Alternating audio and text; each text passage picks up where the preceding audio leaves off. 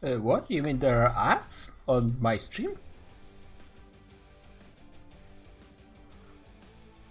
Did you get ads before?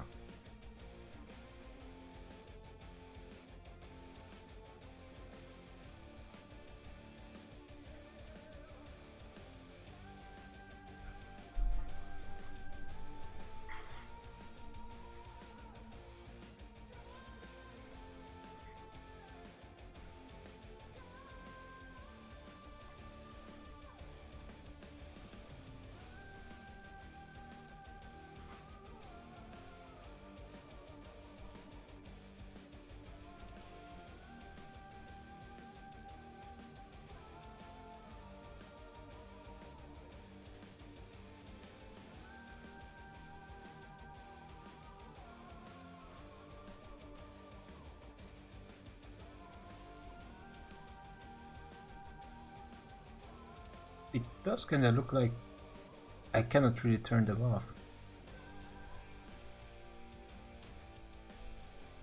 I can only turn them off if I run them, which is kind of beside the point.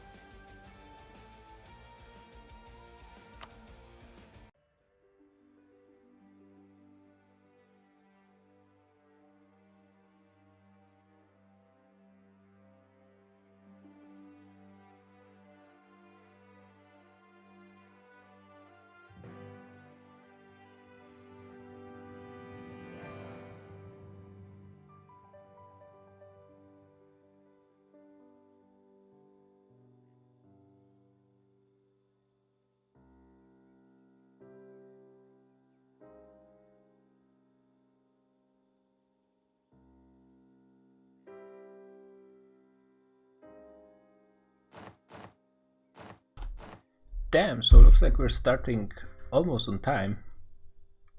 Just 5 minutes late. This point, 5 minutes late is 10 minutes early. And let's see, who are we missing today? I believe the PRC player and the Japanese player are not coming today. And we're missing a Friesland player as well, which might be a chance for Mexico to come back. Though if Maya and Incas continue to attack him, that might not happen. Honestly, even Ireland might be able to defend Friesland at this point. I'm not sure why we are still paused.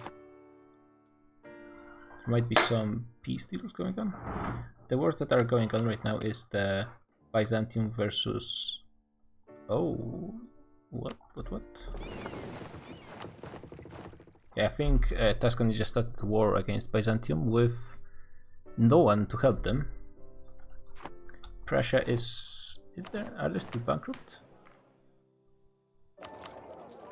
Oh, they are not bankrupt yet, even though they probably should be. They alone can increase because of revanchism, I'm pretty sure. Yeah. Almost -1 interest per annum, which is a nice boost. Why are we paused? Oh! Rosvi formed Mamluks? And they are getting stab hitted by Byzantium, who has over 50% war score. When did they form Mamluks?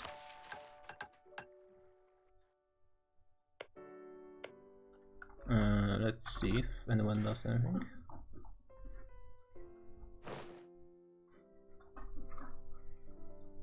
Apparently everything is going okay.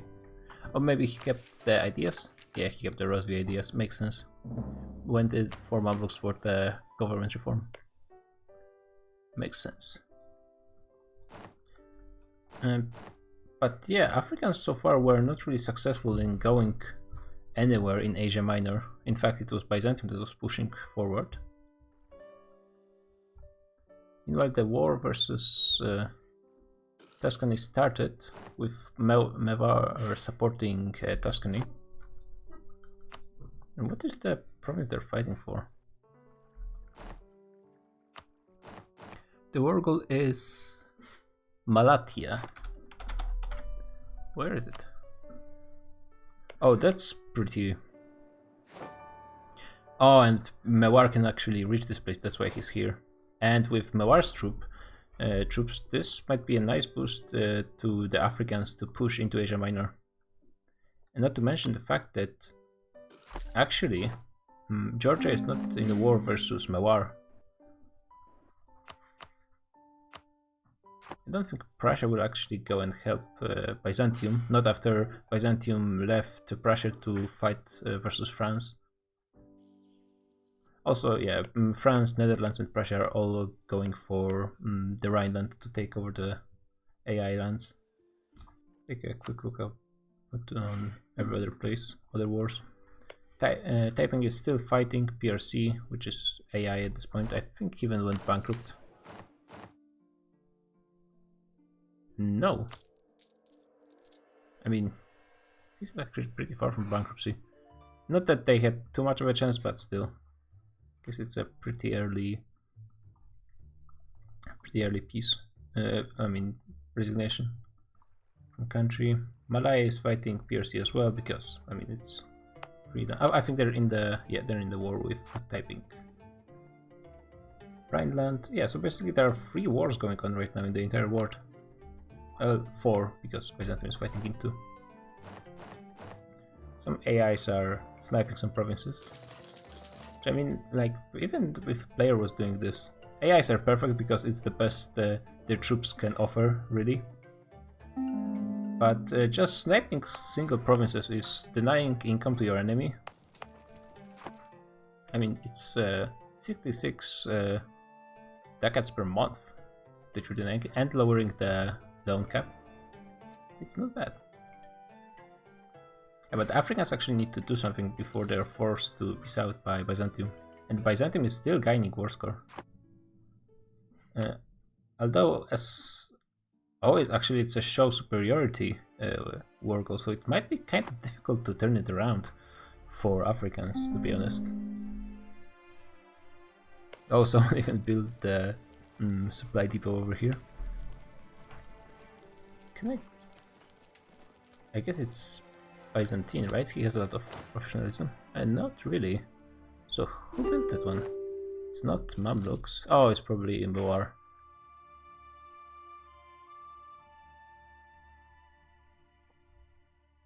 Which? What? Oh, you only need 20%. I think they... So it could have been Byzantine supply depot. So for now they are focusing on sieging this one fort, which I suppose is fair. And Prussia didn't manage to grab too much land, at least in this first rush. They are securing themselves a good fort province though, in Anhalt, which will be very useful for them. Nice rivers as well, not perfect, but decent. Did someone unconditional?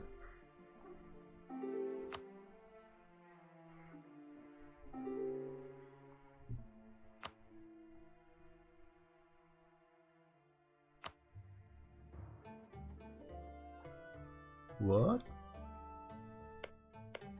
Did Lithuania drop without the game realizing, which is something that happens sometimes?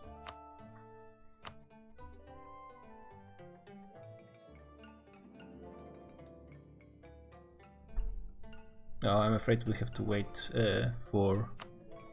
Yeah, Kradex is going to hot join us Lithuania and then disconnect again.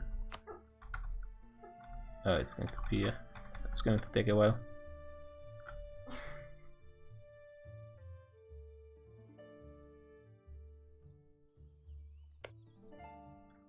Let's actually look at the numbers over here.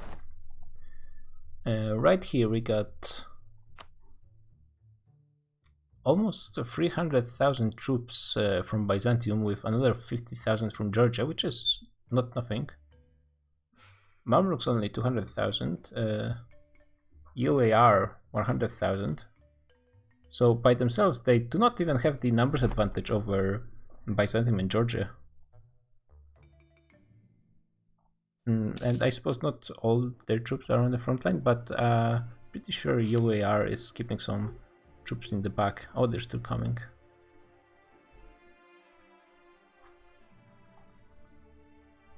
Yeah, the majority of Mamluk's troops are on the border. But there's also Rozvi. And Rozvi is bringing in almost 200,000 and very high quality troops as well. I think they might be even better than Byzantine. 126 discipline and 6.5 morale. Oh, actually the morale for Mewar is not that great, and they do have high power projection and high prestige. Okay, so what now is going to happen, I believe, is Kradex is going to join on Lithuania, so the Max player can be kicked, actually, removed from the game, so he can hot join, assuming he regained his connection or whatever.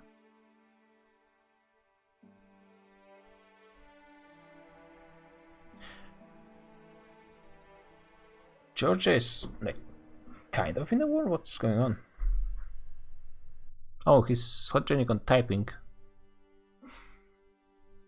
Oh, it's so he could just hot join on typing, and Slank was able to kick Lithuania anyway. But we probably are going to wait till to the Max can hot join. Yeah, okay. So that's what happens sometimes in the game, that you drop, you lose connection, or your game crashes, but the game doesn't realize that, so it keeps you on the country, which is bad for two reasons. First of all, it doesn't start an AI for you. So in some cases it can start a situation in which you have 100% on the country and you cannot peace out, because there's no one to accept the peace, because there's no player and the game didn't put AI on the country. And second, the player cannot join again on the country because you cannot have two players with the same name in one game. And because the game thinks the old player that got disconnected is still in, it's impossible to do anything about it unless you kick the disconnected player. Let's also check Mamluks and UAR for the quality. A bit behind on both discipline and morale, but better morale than Mewar by quite a bit. Oh, also Mewar has quite a bit more infantry compatibility, which is rather important. And UAR, yeah, it's okay morale compared to its allies, but still lower everything than Byzantium. Byzantium is going over the force limit by a huge margin. And they did just recruit all their mercs. They do have almost 200,000 manpower, and they are regaining 4,000 per month, but it's going to run out in like 2 or 3 battles. Or they're going for an offensive battle on Aleppo, which is drylands. They're not going to get any negative penalty. Byzantium has a way stronger general, a 6-6. The UAR is getting okay rolls, but not anymore. Yeah, especially the fire phases sucks a lot for the Africans. 3 bonus pips in general on fire, it's just really terrible. But they are still pouring in more forces, and I think like 2 or 3 battles like this and Byzantium is going to start running out of troops.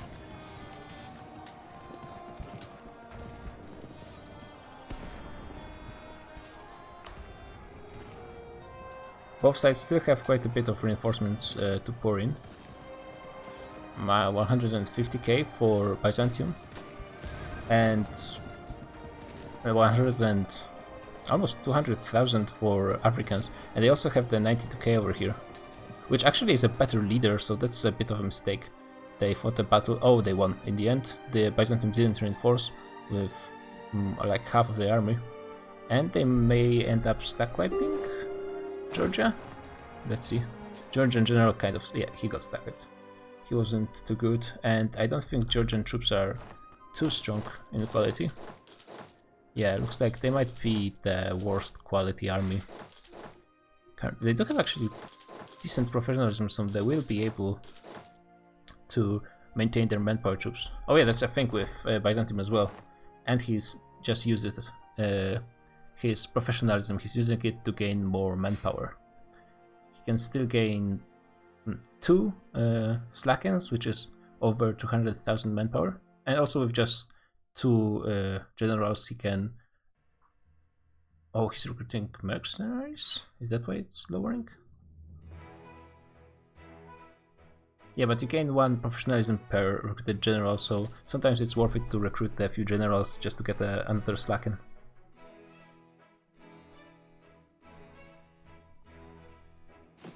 So for now, Byzantium is not doing too bad when it comes to manpower because of their professionalism.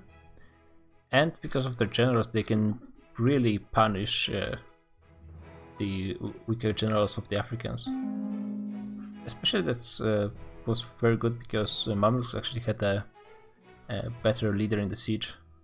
Still, it does mean that this siege was actually on Highlands, so Mamluks would have gotten the -1 to both their rolls.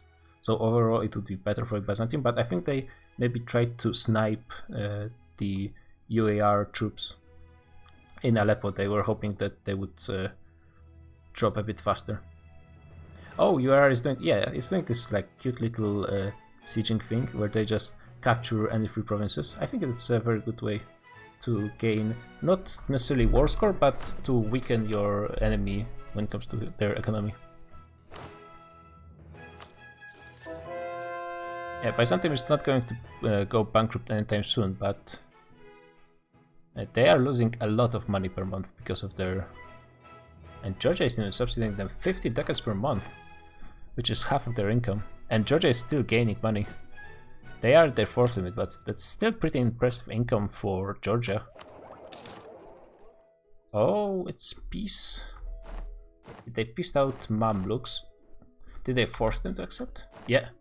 The Mamluks were actually forced to accept the peace because, and I think they even were forced to give up some provinces. Yeah, they gave like 2 provinces to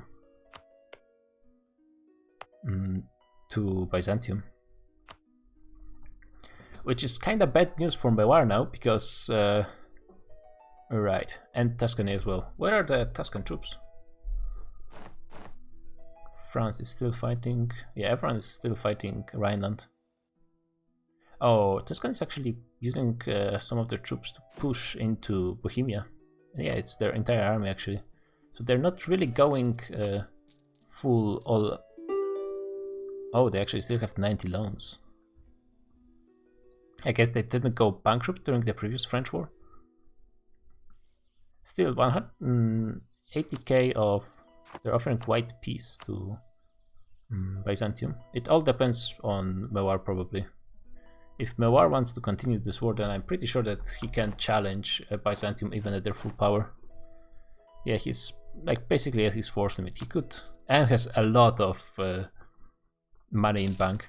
That's very significant. He's even making money right now, so he could recruit like additional 100, 200,000. And he has a lot of professionalism as well. Did he even recruit any mercenaries? He actually has quite a bit of mercenaries.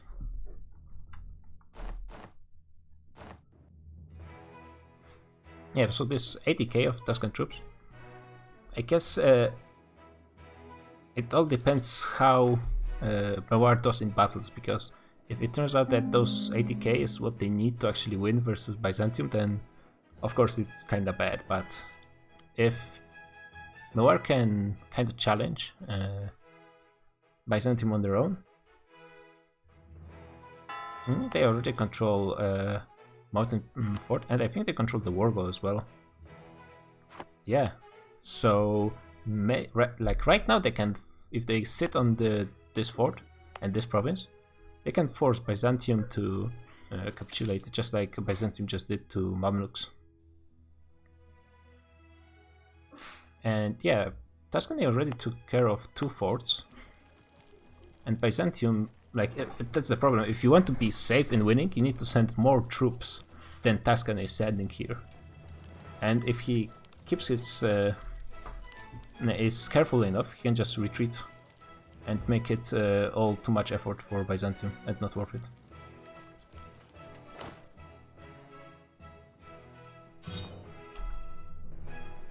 Yeah, and Byzantium is not really doing anything about the Tuscans. Oh, they just pissed out. So they just gave up a few provinces in, I guess, Kurdistan. It's not really Tuscan Syria anymore. To Tuscany. Which is probably not what Tuscany wanted, or Mewar for that matter, but with Mamluks and UAR pissed out, the war would be much more difficult. The question is, what happens now? Mewar is finishing Timurids, gaining some very nice provinces in the Iraq area, and removing some of the terrible border gore. Punjab is fighting Timurids as well, and he borders only 1 province, so it's okay. Still fighting Rhineland. How about the... Yeah, Prussia is nowhere close to force out the peace out of Rhineland. I'm thinking everyone is just waiting to gain the war score from the Wargol to take as much as possible.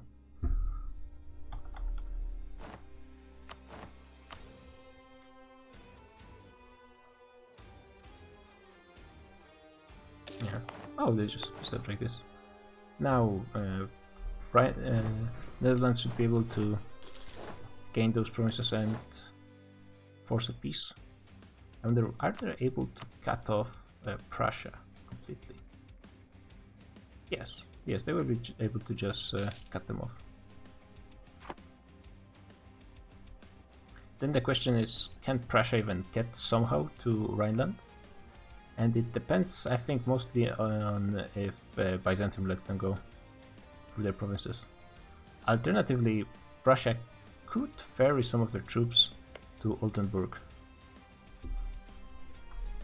assuming they have any fleet, and it's possible that they don't. Lithuania is finishing Denmark. Prussia should be keeping their troops somewhere in Rhineland. That would make sure that even after Netherlands pieces out, Prussia will get their troops in there to occupy the provinces. Oh, what's going on?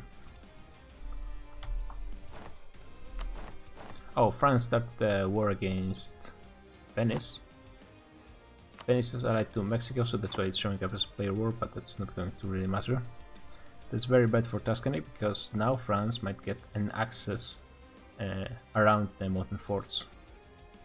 Though, to be honest, it doesn't really matter much, because Venice was not giving access to France anyways. And I mean, also it looks like France might be preparing for some war versus Tuscany as well. And Tuscany is not really allied to anyone who can help them anytime soon. Oh, Byzantium is at war with Venice as well. Luckily they managed to end this war fast enough that they will not have to go bankrupt. They don't have that much debt. I think they lost a lot of their professionalism though, which will seriously make... Oh yeah, so that's exactly what I thought would happen. Happened. Netherlands cut off Prussia. And actually there's quite a bit of Rhineland troops running around still. So it won't be enough for Prussia to just put a few troops in Oldenburg to occupy. Oh, and actually Rhineland just accepted peace for those few provinces.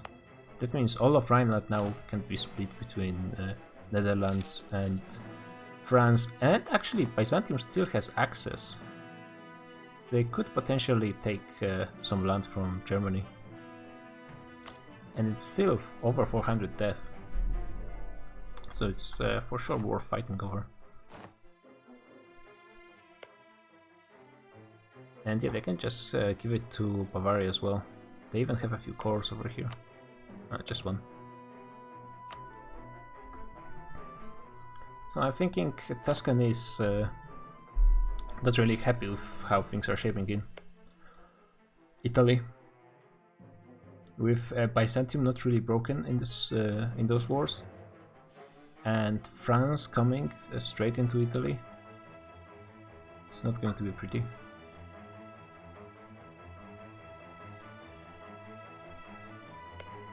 Punjab is already finished with their war against Timurids. Oh god. So Taiping pieced out PRC, gave Hong Kong 2 provinces in Korea and Beijing, and then they just took this line, probably to cut off Punjab. Which does mean that there might be some bad blood between those two. I mean, there is, because they did fight at some point, but it was like a while in the past, so I'm sure both sides are not holding grudges over that, but this shows that they might have some different interests right now. Denmark should be seeing out soon as well. Oh, Incas are even attacking Denmark, or is it like another war? They're straight up attacking Denmark. Oh, because Denmark was colonizing Cuba. 3 provinces for the natives. I wonder what Mexico is going to do. They don't have any player allies. All the other players in New World are basically one alliance: Maya, Inca, Friesland, which is absent today, and Ireland. There's also a colony of the Netherlands.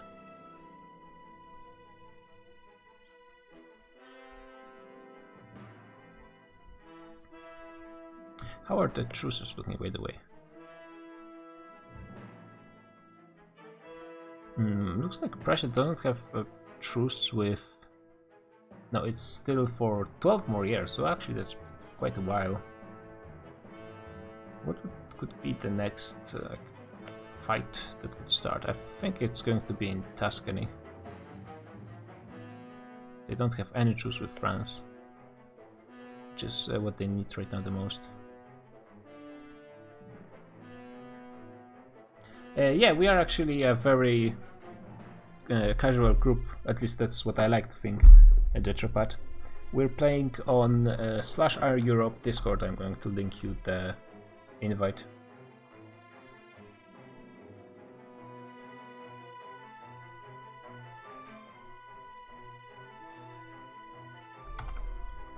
After joining the server, you need to assign yourself the EU4 role, and then you can basically... Actually, if you want, I mean, Japan is free, PRC as well, but PRC is, as you can see, not doing so hot. But Japan is not that bad, to be honest. If you want to join right now, it is possible. And they have only 12 loans out of 77. They are okay secure on their islands, for now at least.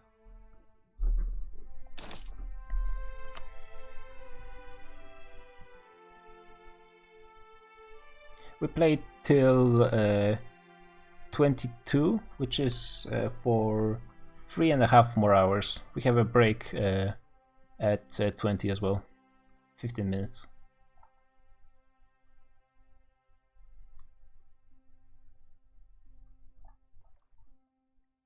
Looks like Venice is going to share the fate of Rhineland. I'm kind of surprised that France didn't start a war versus Tuscany right there.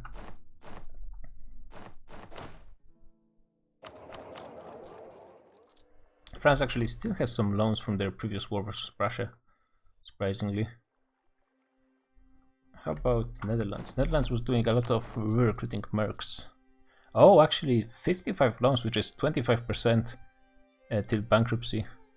I mean, Netherlands are making a lot of money from trade, but still they took a lot of loans, to be honest. And they're still losing money somehow, because they're paying reinforcements still. I guess they were fighting some rebels right now. Still losing money while being at 50% force limit. With such great income, that's kind of surprising. Oh, they're giving 50 ducats to France as subs. I guess it makes sense. And actually they're paying super much for interest on loans.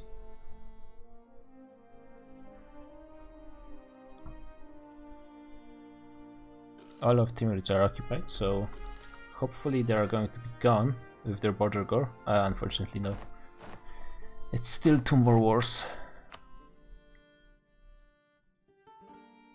Yep. It's hopefully it's going to look better, but we'll see. Could Tuscany go for a war versus Venice, for example? Yeah, they have 11 years more truce. The good news is France and Byzantium shouldn't really be able to cut Tuscany off. I mean, I guess it depends what exactly they want to take.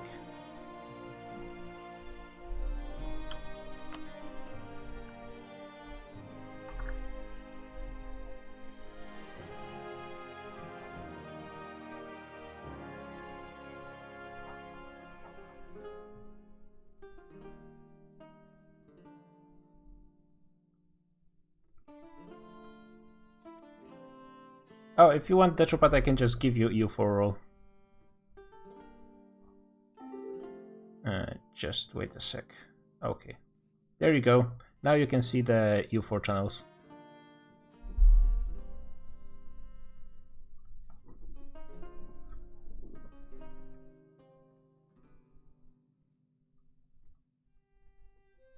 No problem.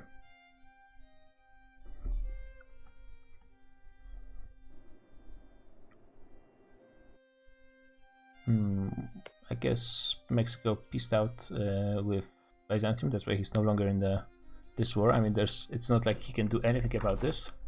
Still, Mexico is a very resilient player. He started as Naples, and then was island hopping basically until he finally managed to limp into the new world. where he got invaded by Friesland. Basically, most of this used to be Mexico or Naples, but he managed to snake his way into the still alive natives in Mexico and just grab their land. At this point, like, yeah, like, he has only 12% Neapolitan culture provinces. The reason why Maya didn't manage to conquer all of Mexico by the time Naples arrived was he had a few kind of annoying disconnects where AI took over and did some very bad stuff like rivaling his allies, bankrupting, and so on, which really delayed him by a few sessions at least. Ireland is invading Papal States. I believe Pope had some colonies in the area.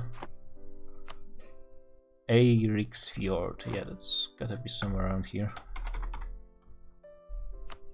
Oh, he's actually conquering Greenland, so it's going to be a Irish Greenland? Thank you, Kiray.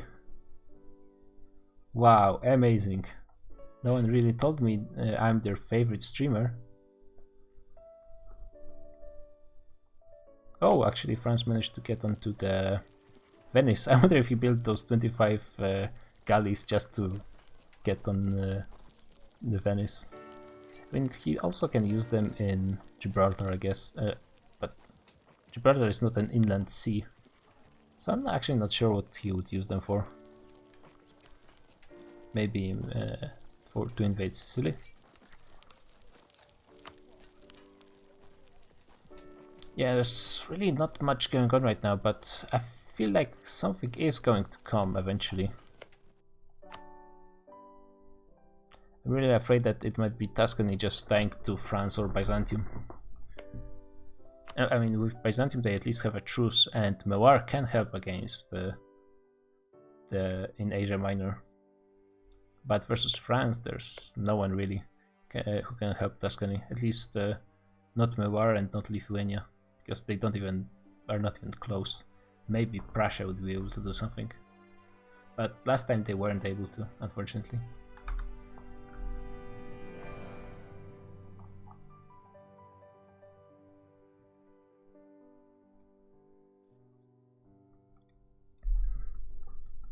What could happen though is a great war of Indians versus Taiping. Let's see, so we have a rule where the top 5 great powers cannot fight on the same side in the war.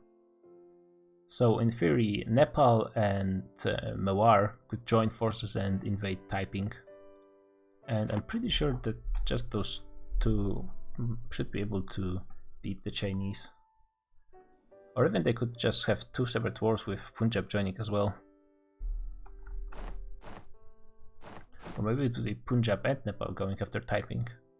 So I think right now Mewar apparently is the strongest of the 3, even though right now he has the lowest force limit by quite a bit. The lowest income as well. How is he doing in quality?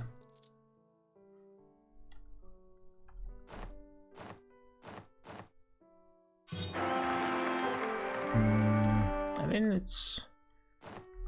he is stronger a bit for sure than Punjab and Nepal, but his morale is not really that great. And the more discipline you have, apparently, the less important it is. Basically, you gain less and less. So I'm not really sure if Mewar really is the strongest Indian. They are all kind of poor, to be honest, at this point of the game. France is making over 400, Netherlands making over 300, Mamluks making over 400. Mamluks are right now the richest country in the game. Damn.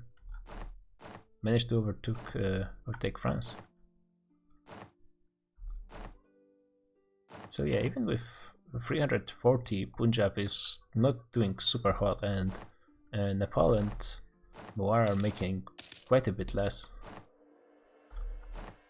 Oh damn, Taiping is making super low money. I guess he has some kind of trade deal with Malaya, but it's kind of the trade deal where he actually loses most of the money because he's forced to it by the Malaya's fleet.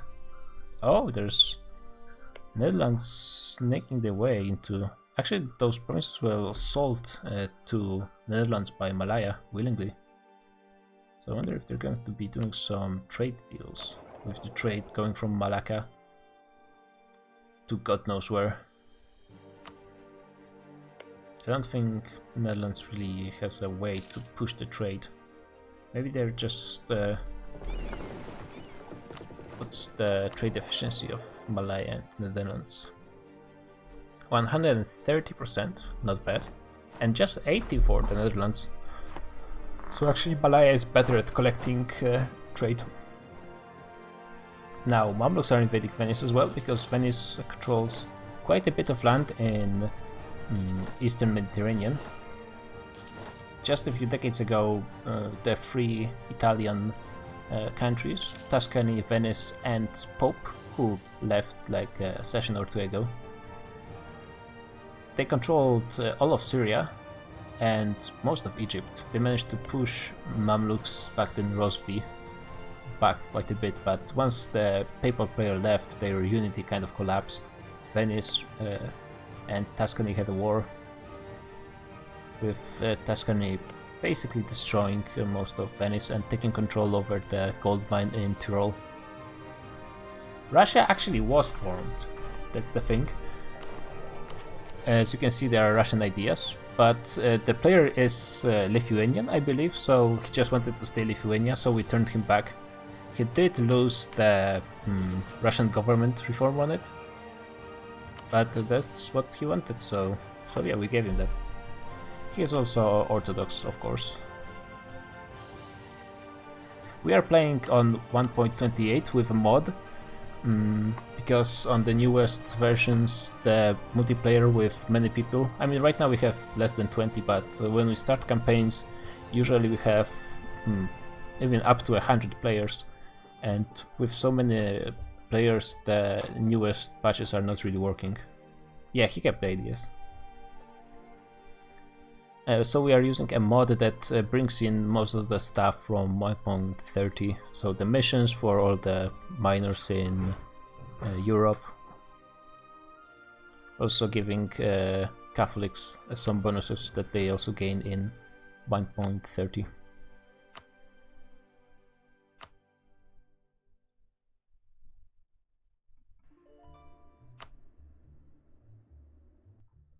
At this point I wonder why Mexico isn't just annihilating Venice. He constantly has to piece out all those people who want to kill them.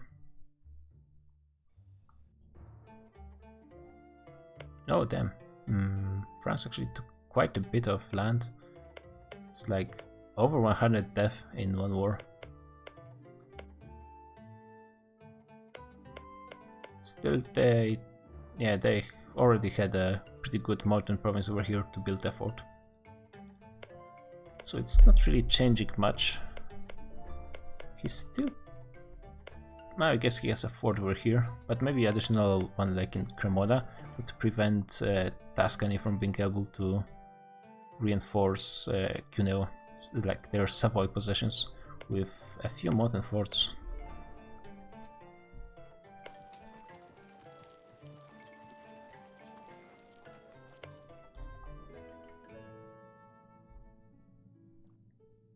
Is Ireland really going to sit on this one Greenland province and wait till they gain enough war score from that? Yeah, it's going to take a while, but actually once they get over 10 war score, it might be just possible.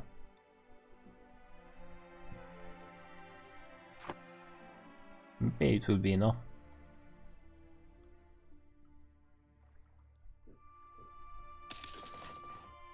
Yeah, let's see. Yeah, Pope just doesn't really like Greenland, I guess. I mean, right now there's not much left of the Papal Empire, only the Baleares rests of the North Africa that they used to control, and I think one province in Italy. Where's their capital right now? Of course. In Mitidia, the famous capital of the Catholics. Also has Umbrian culture. Huh? I mean, some things you see. Oh, what? I think it's a fake war. Punjab is fighting Mamluks? Yeah, they don't even... Yeah, it's War of Honor. They don't even share a border. And Punjab actually is still landlocked. They cannot even build any ships. Isn't he like the only landlocked nation at this point?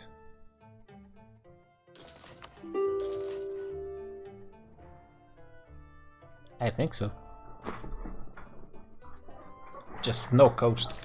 Once Tuscany loses all its land in Italy, he will become landlocked as well, but for now he's good. And yeah, and they pressed out.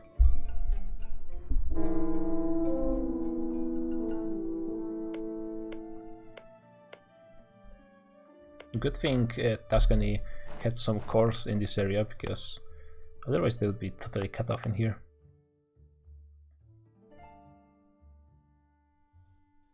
Right now they're actually in a worse position in Italy than over here. Here they at least have some good allies that will protect them. Oh, Byzantium peaced out as well, took the islands in the Mediterranean and a bit of land in, I guess, Hungary or Balkans. They didn't really do much to cut off Tuscany in any way. So Tuscany is going to be able to catch Treviso, Venezia. Those provinces on the coast are decent as well. And they will have pretty easy access there. Did Tuscany build the crucial fort in Abruzzi? They did, but it's level 2, which is not really sufficient at this point of the game. But France, it doesn't really positioning themselves to attack right now, so they might be safe for a bit more at least. Lithuania finished the war versus Denmark and didn't even take that much. I guess Denmark still has surprisingly high death in those few provinces. I mean, where is their death actually? Yeah, they have less than 100 and still 2 wars?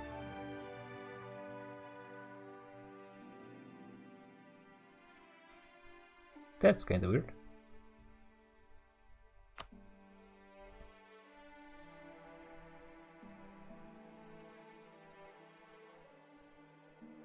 Apparently something was happening with typing, but I don't really see what. I mean, it looks okay, it's not really collapsing to rebels. Fighting Chinese peasants, what's more fitting than fighting peasants for PRC. Oh yeah, in the mod we added a few formables, like the PRC, typing, Mamluks used to be Rosvi and UAR. We also start with Ming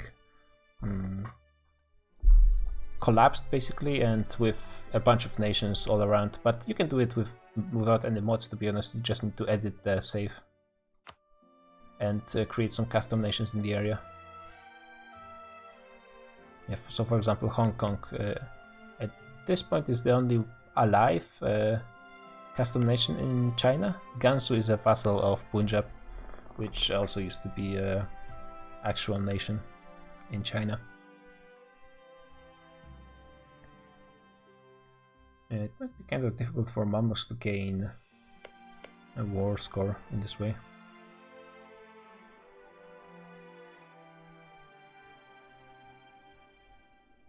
With just those 4 almost worthless provinces.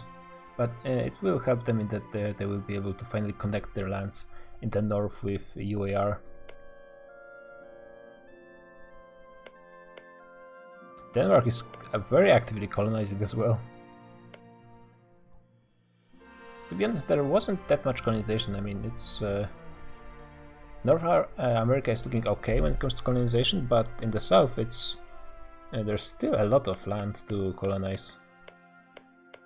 And it wasn't just Incas in here, and Portugal is Incan vassal.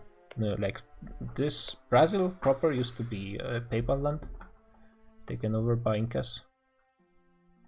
And yeah, Punjab is invading PRC, And the thing is, they're not going to be able to take that much. Gold mine is already taken over by Taiping. Very good move.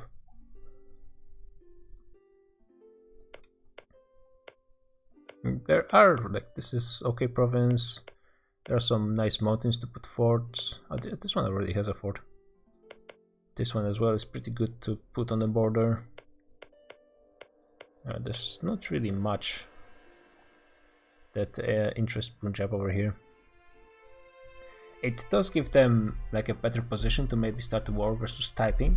If they control this area, they can just attack over here. That's a question. Could they would just take over this one fort and they can cut off Taiping in half. But I guess he would be fighting with Hong Kong in one alliance. So that means that he could just move through Hong Kong lands. I don't think that two Chinese are going to separate anytime soon. Also, great name placement, by the way. It's very sweet.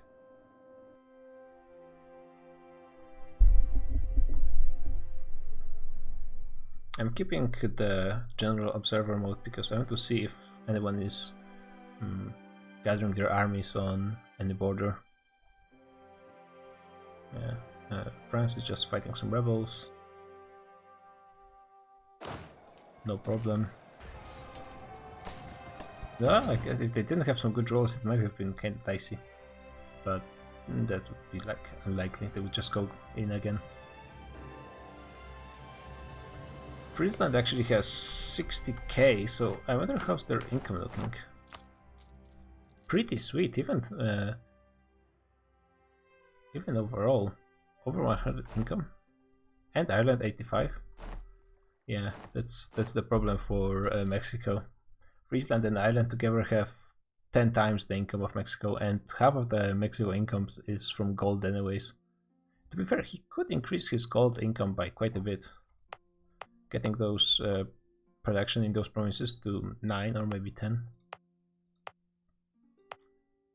Did he find... Oh, he actually found some gold in his colonies. That's pretty sweet. How are Mayas looking? Yeah, Mayas are not doing too hot as well in income. They are stronger than Mexico still. And they are way behind on ideas, they're way behind on tech. Even military tech, which is the worst. But to be fair, Mexico is behind on... is barely ahead of Maya. Yeah, with Friesland, even AI Friesland would be a great challenge for Mexico with 2 miltechs ahead. Far greater army, far greater income, and Ireland as a player ally. So I think Friesland is going to be pretty safe for this session. Yeah, 17 troops. Over 100 force limit. Yeah, it's tough to be Mexico. Absence of Friesland does mean that he's probably not going to be attacked though, which is pretty good. Nawar is invading Kiyas, which is this OPM in Arabia. Hormuz is a vassal, right? Yeah.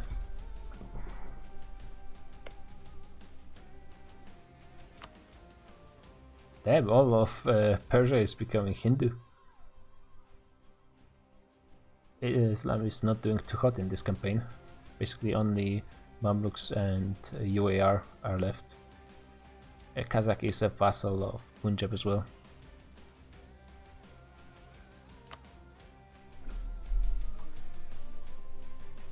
Mexico, Snake continuing to snake his way. I guess there's some nice provinces on the coast and another gold. Nice. Who is he invading? Okay, what's going on? What's going on? This might not be a... Oh, it's probably a fake war. Yep. It didn't have to be, but it was a fake war. So still nothing going on. I mean, if this kind of peace lasts, then it's not impossible that the next war is going to be the Prussian one. 8 years of truce left.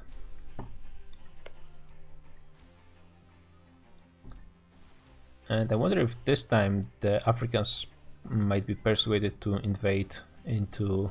Fez is actually a vassal of France. I was thinking, because we changed the mod, so instead of gaining max 25 war score from controlling the war goal, we increased it to 40, because we had a lot of situations where both sides couldn't really force a peace on the other, even though they controlled the war goal. So if Africans just controlled like this one province, if they set this as war goal, they might this might be enough to get them to at least close to 50. And now crossing to Iberia could be difficult, but if they manage to do that and there are just level 2 forts, which at this point of the game, where do we have level 6 available at this point?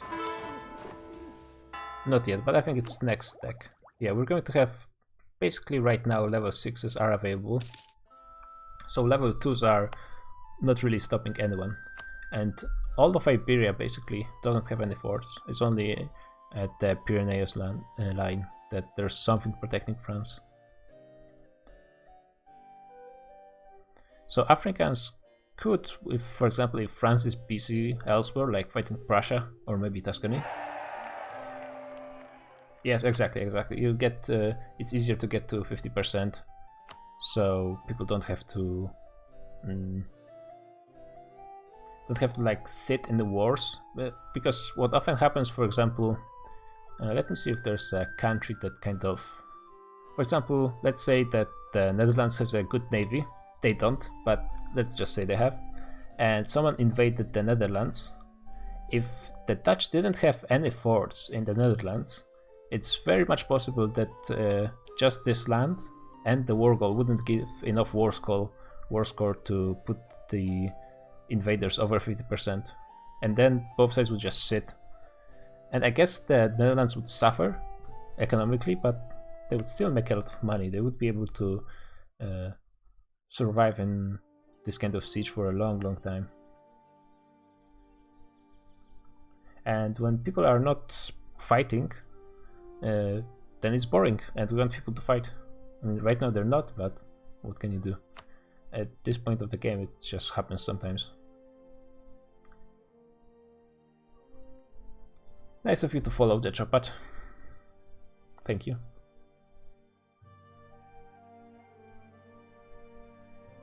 Yeah, unfortunate that the PRC and Japan, especially Japan, left just instantly after. No, they didn't even lose this war like totally. Most often people leave when they're bankrupt. But I mean, they didn't have much chance versus Taiping, but it's like one of the biggest problems I think we have in MP, people leaving their nations fairly early.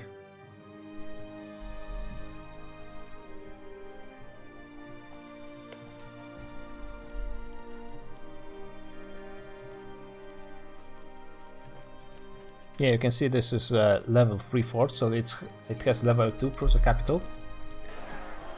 And has just a few cannons, and yeah, it's falling in less than 100 days.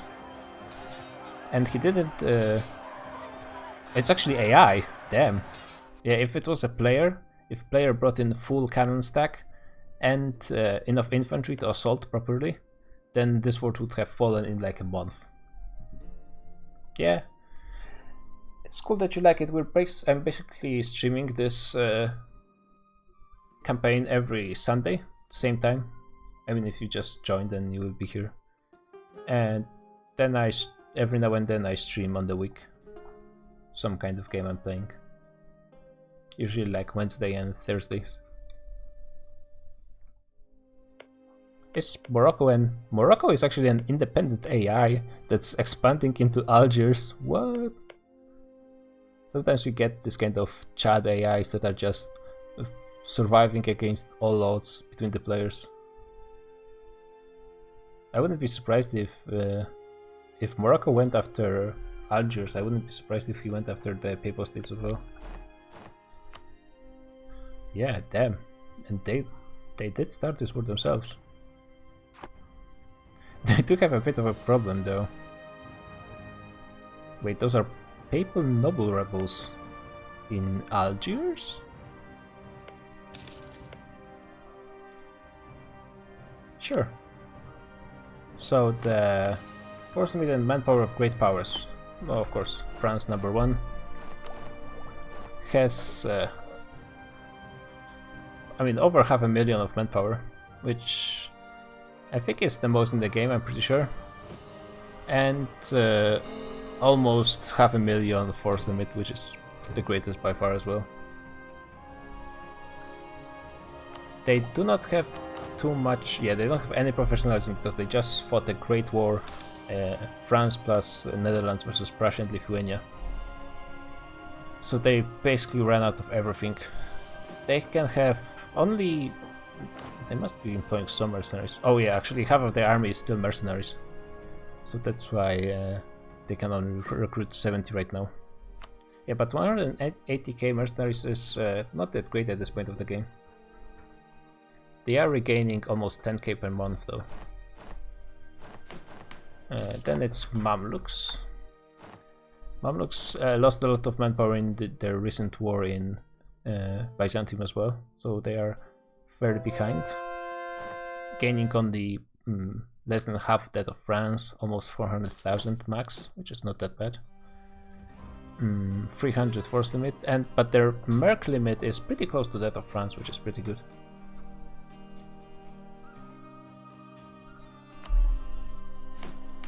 Mewar is, I think, pretty low. His manpower is just a bit lower than Mamluks. Yeah, manpower is okay, but his force limit is only 200. And how many mercenaries can he afford? Like 70. That's very low mercenaries. But he has a lot of professionalism, which means he will be able to slacken a lot. So he has, that's 13 slackens. Yeah, so he has basically like 1 million manpower in bank. He cannot really recruit mercenaries though, so needs to keep an eye on that. Then we got Nepal. Yeah, Nepal is, yeah, we're just getting a bit lower and lower with manpower. He has quite a bit higher force limit than Mewar, and that means also quite a bit higher mercenaries. And he didn't fight any wars in recent time, but his professionalism is not that high, so he doesn't get that many slackens, unfortunately for him. Then Punjab. Punjab actually went to be the lowest Indian when it comes to development. He will gain quite a bit once he consolidates his subjects though. He might even go to the first spot. And now that Mewar, Nepal and Punjab are all in top 5, we have a rule where the top 5 nations cannot fight on the same side of the war. So that means the Indians have to be fighting their wars alone or like in separate wars. Punjab, wow, he has only 259 manpower. That's not really that much. His force limit is respectable though, with 343 and 120k mercenaries. So that's not that bad, but the manpower is kind of worrying. Then we get Byzantium, another veteran of a recent war. Yeah, almost 500,000 manpower. That's the difference, and Punjab has basically half of that. Yeah, that's a huge difference. Force limit is a bit less than Mewar though. So I finished the Great Powers and then I'll talk about the Byzantine Wars. There's nothing really going on right now. I think that's a fake war between Africans and Nepal. Yeah, they're nowhere close to each other. It has to be a fake war. Yeah, the force limit is not that great. Almost 100k mercenaries available, but he lost most of his professionalism in the war. And then we got Lithuania. Even though they have Russian ideas, they don't really have that much manpower. Yeah, less than 300,000. Almost 300,000 force limit. It's not that great. They have super low units right now, to be honest. I guess they don't really need them, but still. Okay, number of mercenaries, over 100. And then UAR. UAR is probably the weakest of them all. Yeah, less than 200,000 manpower. Less than 200,000 force limit. And 80k mercenaries. Yeah, UAR is, as usual with African nations, is tough to make something very strong over here. So basically Byzantium and their friendly ally Georgia, which is, Georgia is not that strong, but they make surprisingly high amount of money thanks to this very nice Persian trade node. So Georgia was actually subbing Byzantium with 50 ducats per month, which is pretty good for such a small nation. Byzantium was fighting in two separate wars. First one was started by Mamluks and UAR invading into Asia Minor. They managed to capture like 2 forts, and then Byzantium pushed them back, and basically the Africans weren't able to push anymore. They were just getting kicked back by Byzantium time and time again. So eventually they got below minus 50% war score. Then Tuscany, allied with Mewar, invaded Byzantium as well. Mewar was coming in from the east, and Tuscany was sieging some forts in Bohemia and Austria as well, which was pretty annoying for Byzantium, I'm pretty sure. And those two alliances combined were making good progress, but then Byzantium finally managed to force Mamluks out of this war. And that meant that like Mewar didn't really... I'm pretty sure if he committed fully he could fight Byzantium, but he didn't want to do that. So Mewar and Tuscany peaced out, taking just a few promises to Tuscan colony in what I'd suppose is Kurdistan at this point. The reason why there's Tuscan Anatolia in here is because way back when Tuscany, Venice and Pope used to be the three powers of Italy, they organized a crusade and they basically controlled all of Syria and Egypt. Also a bunch of islands over here as well. But then the Pope player left, Venice and Tuscany kind of had an argument and started fighting each other, so then Mamluks just showed up and took most of the land. But now looks like Mamluks and Tuscany are pretty okay. They like each other again. And now we have a total peace in the world.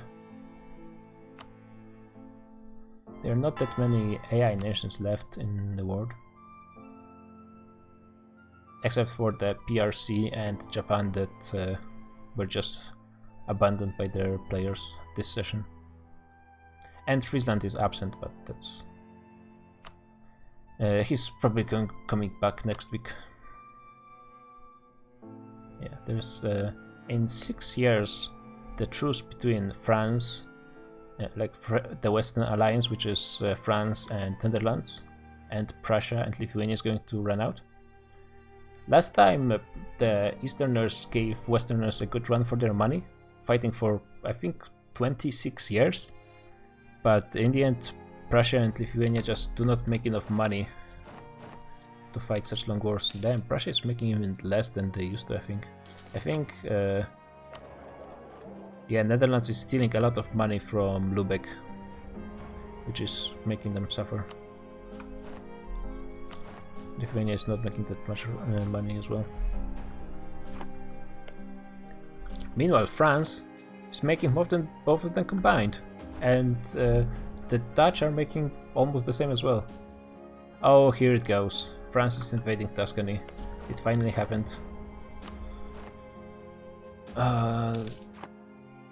Let's see what Tuscany actually does.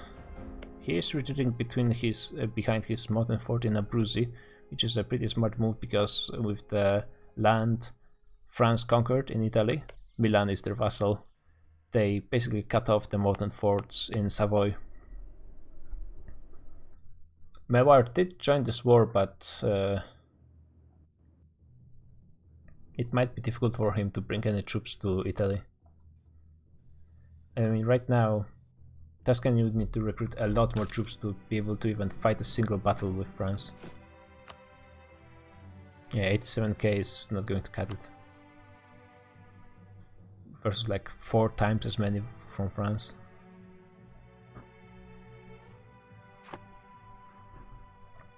Yeah, the French can just... I mean, to be honest, if they wanted to, they could just sit on those forts and gain enough war score to force a peace from Tuscany. But they probably can easily go for 100%. Actually, first what I should see is, does Mewar have any transports? 14. Now getting 14 troops per trip to Italy, that's going to take a while to move any substantial troops over there. And with most of his army drilling, it doesn't really seem like he's going anywhere. And I don't think Byzantium wants to give him access after they just fought a war. I mean, it's going to be closer to get to like Egypt or maybe Tunis and then transport, but still the transports will have to make all the way around Africa and they don't even see those provinces. So that's basically impossible at this point. Because can't they ask for maps during a war? I mean, they don't want to steal them, they want to... Oh, they could actually gain the maps, but yeah, that would be difficult as well, and they would lose some prestige, which you never want.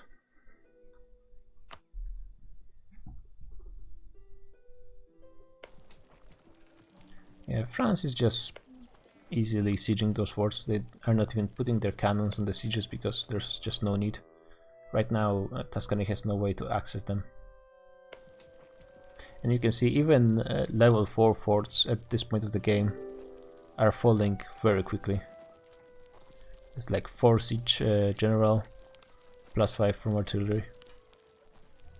If France wanted and assaulted this fort, it would have been long gone, but they just want to preserve their manpower. It's going to fall in less than 200 days anyways.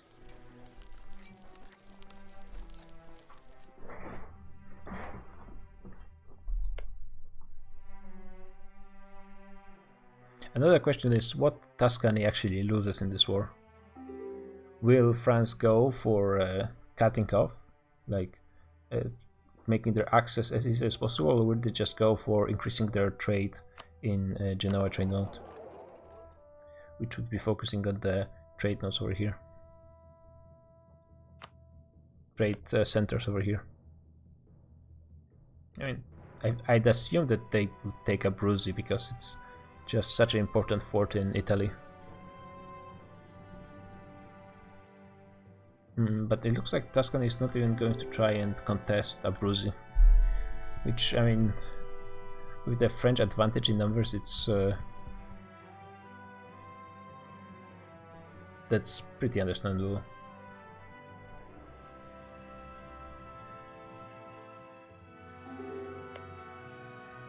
Is Urbino? Yeah, Urbino is a vassal of Venice and Ferrara as well, I think, right? Yep. All the Tuscan vassals are sitting for some reason in Urbino.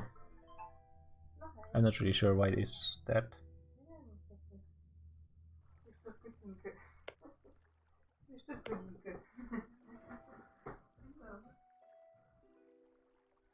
Yeah. I'm not really sure what the Tuscan plan is right now. France is moving their ships to a blockade. To be honest, it's 11 heavies versus 1 heavy and 25 galleys and those 55 light ships. I mean, with such low numbers, I guess it's still something.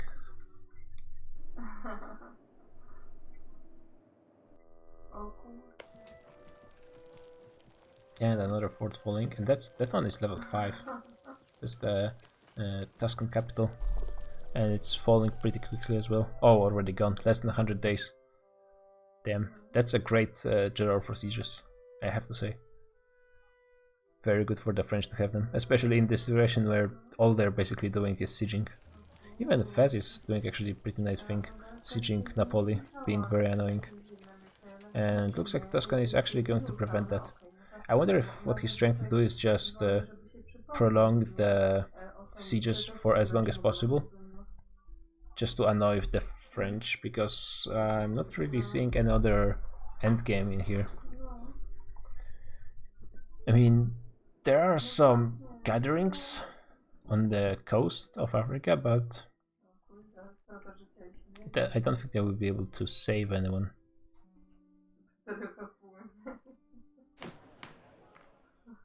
Mamluks and UAR can fight on the same side of the war because they are top 2 and top 8.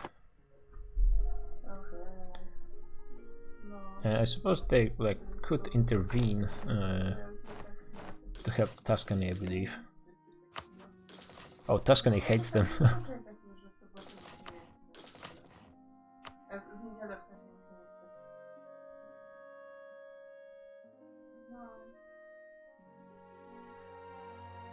Oh, because Mewar is in, so they actually cannot intervene. Damn.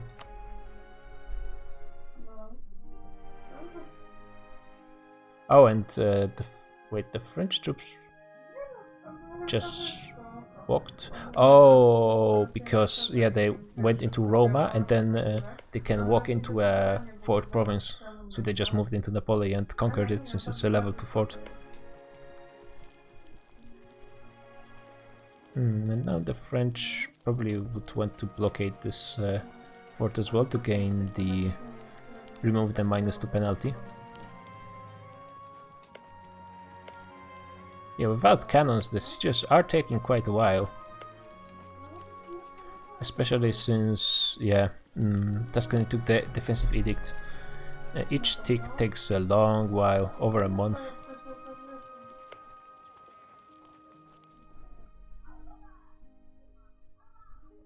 He might get to Calabria before he finishes those forts. I don't think even one is positive. Yeah, they're all in the negative percentages still.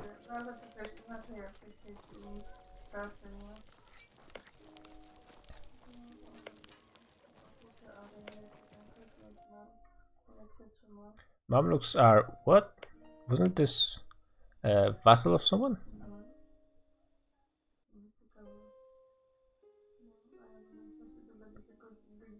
I'm not sure.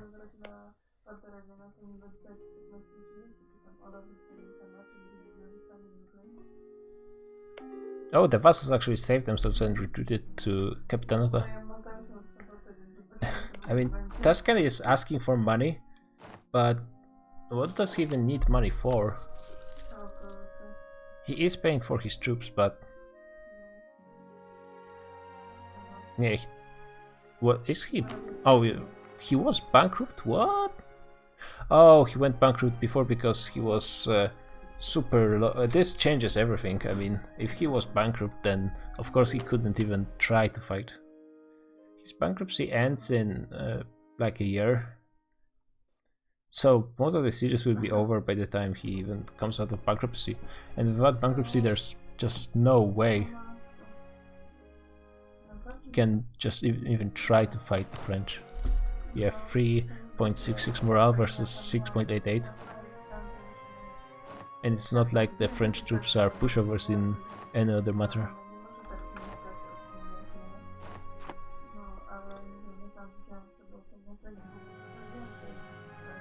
Yeah, I mean, this 20k is the best force Tuscany has. They apparently received money from someone. Oh, from the Mayans. Mexico is offering a 20% interest loan. How generous of him. I mean, that's probably quite a lot of money for Mexico, but...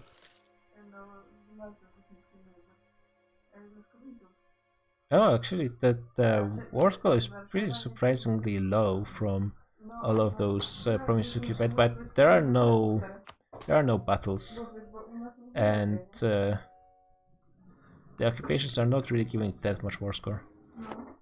Yeah, France is super strong. They have been super strong for, I mean, like hundreds of years, to be honest. They've been fighting against coalitions since the very start.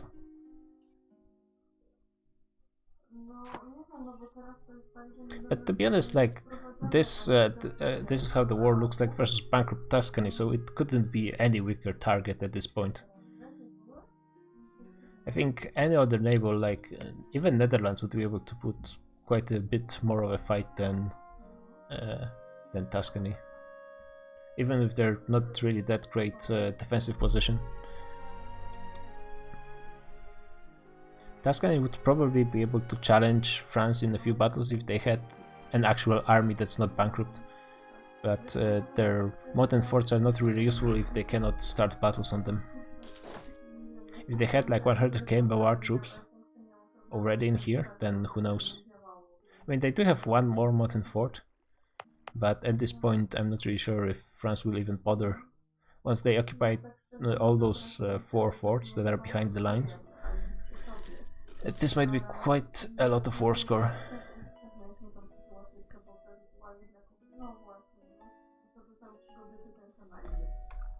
Let's see, what ideas did France take?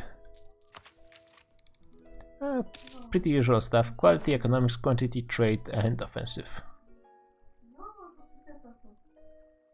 Almost finished with those as well. Actually, Byzantium is ahead in ideas than France. Prussia is a bit behind. We are taking religious instead of trade, looks like. Lithuania went for defensive at the start, probably to fight some early wars. Who were they fighting? I'm sure they were fighting Muscovy at the beginning. Looks like the Netherlands went for the 3 non-military idea groups, which is a kind of risky play.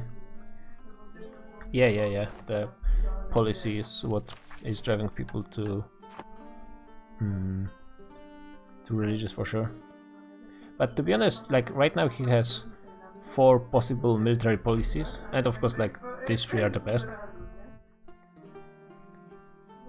But he doesn't really need 4. So we're playing... Oh wait, this might be an actual battle going on. Tuscany is still bankrupt. So yeah, that's... I mean, France is getting -4. It cannot be any worse, but still... When you're fighting with half morale, then... I mean, at least the French don't have that big of a numbers advantage, but still. And Austria is rolling terribly. Oh god. Like, France has -4 and they're still getting... And again! Wow. It's the first better roll that Austria managed. Okay, another good roll. But at this point, like, their line is already broken. So it doesn't really matter. You can see that just those few regiments, when they're getting good rolls, they're putting up a lot of a fight. But yeah, that was a horrible battle for Tuscany, not only because they're still bankrupt, but also because they had terrible rolls. Okay, and back to the mysterious United African Republic. We're still playing on 1.28, because playing on the newest patches is kind of impossible with the number of players we usually play at. We get the numbers bug, and it's very hard to get everyone in. Oh, there's another war going on with typing. Is it a real war? Probably not. Japan is an AI, so that's not a real war, I don't think. And Tuscany unconditionally surrenders to France, which is not that surprising.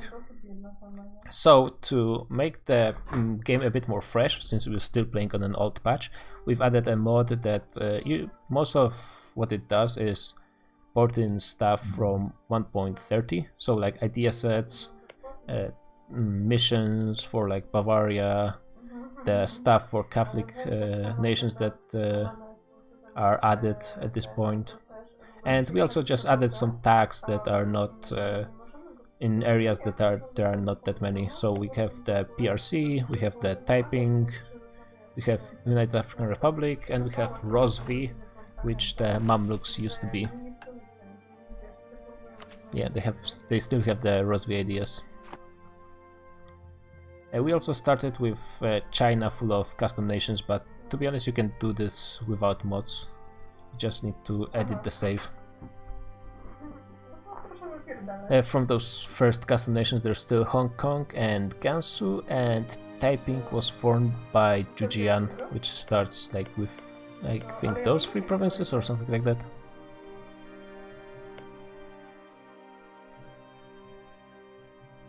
Damn, that's quite a long peace deal. It's actually going to be interesting what France actually takes. Looks like they're going to take the Genoan cores for sure. They are taking their sweet time. They do have a diplomat, right? Yeah, they do have a diplomat. So they can just take whatever they want. Oh, they didn't actually take Abruzzi. So they took most of the forts in Savoy and then just the coast. So to be honest, Tuscany still has the most important fort in Italy.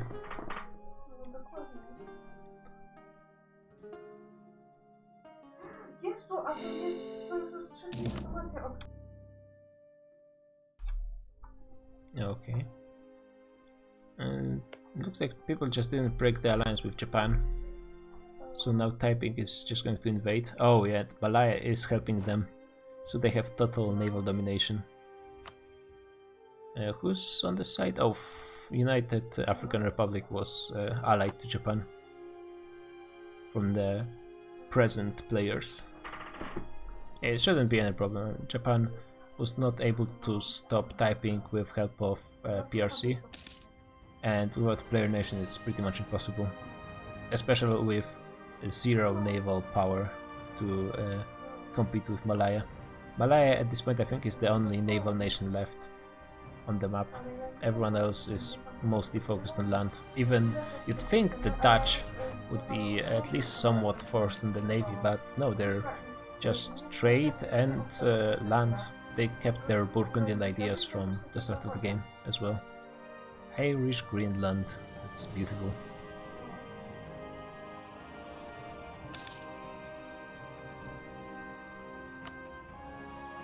Unfortunately, that's the only thing that's going on right now in the world. We're still waiting for an actual big and at least somewhat even war, because Tuscany was in a horrible position with the bankruptcy. Bankruptcy and fighting versus much stronger enemies, just an impossibility. I'm surprised that Prussia is still allied to Byzantium because... Oh, and now Byzantium is officially allied to France. It actually took them a while. Yeah, because before Prussia and Lithuania invaded the Netherlands and France joined to help Netherlands, Byzantium joined to help Prussia, but they were just kind of like hanging around, not really doing anything, until finally they just left Prussia alone and abandoned them without helping versus France. So now it looks like France and Byzantium were really best friends for a while. Which I wonder if France actually will want to help Byzantium versus the Indians and Africans that want to push into Asia Minor. It's going to be interesting.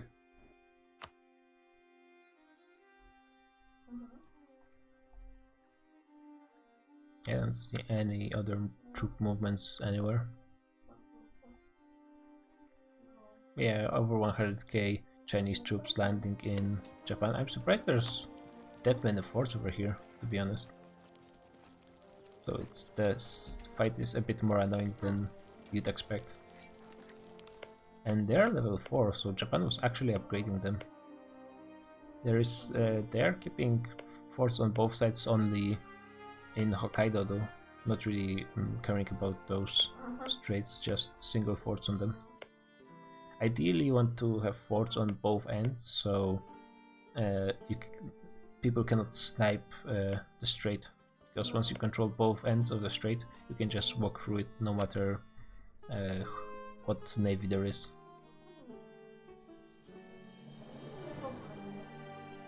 Oh, this province is back to Malaya. Maybe the Netherlands were trying to set up some kind of event with trade and like the spice trade or something. French do not care about attrition. Okay. They're doing the splits right now.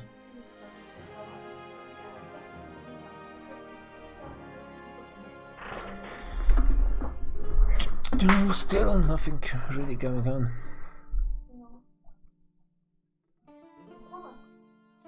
after the top 5, by the way. Punjab is out. So we have Nepal, Mewar, Lithuania, Mamluks, and France. I guess that's super weird that Punjab again ended up being the lowest in death out of all the Indians. They were ahead for such a long time, but while Nepal was expanding into southern... Nepal used to be Bengal, expanding into southern India and into China, or maybe Myanmar. And Mewar was expanding into Persia, which is not that bad land. Punjab was basically expanding into the steppes with their vassals, which is worth almost nothing, to be honest. Especially since, like, how is their trade set up at this point? Okay, they're gathering the trade in Samarkand, which I guess is pretty okay, because they can gather from, yeah, basically from all their lands. Yeah, so it's actually working out pretty nicely for them. They are losing quite a bit of money from India in Lahore, with Mewar siphoning almost 30 ducats. But other than that, they're even getting some trade out of China. They could be taking more from Beijing as well, I think.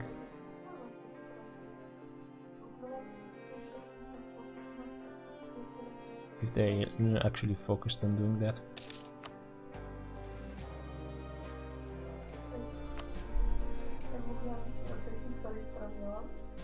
Japan is actually a pretty good general. Somewhat better than the typing one.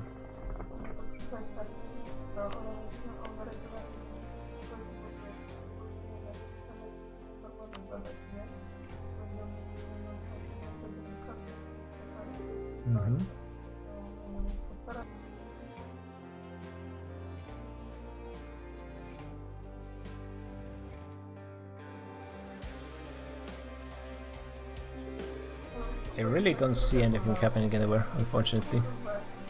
Wait, apparently thoughts and prayers to who? The very annoying thing about the U4 is the observer cannot see any chat at all. Which is kinda weird, but I guess I have to live with that, unfortunately. Yeah, I cannot send messages to anyone and I cannot receive anything other than what I see like showing up on the screen. Which is very weird, because that means I am getting some... Oh wait. Sardinia Piedmont still exists somehow.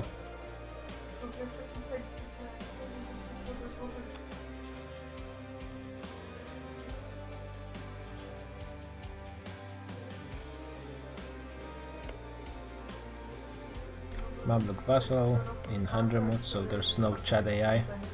Morocco is still stuck facing the papal noble rebels, who I'm not sure what they're doing in Algiers. But, well, AI is gonna AI. I'd hope that we get at least the war started before the break happens in 30 minutes, but at this point, I mean, I'm not sure if France or the Netherlands want to start a war versus Prussia right as the truce runs out. Right now the front is going to be quite a bit wider, because before the corridor where most fight was happening was like 2 provinces wide, and they really were packing their troops in crowded spaces. They might get a personal union. War between Lithuania and France. Wait, so France has a Jagiellon dynasty as well? No, it's just Jagiellons in Eastern Europe.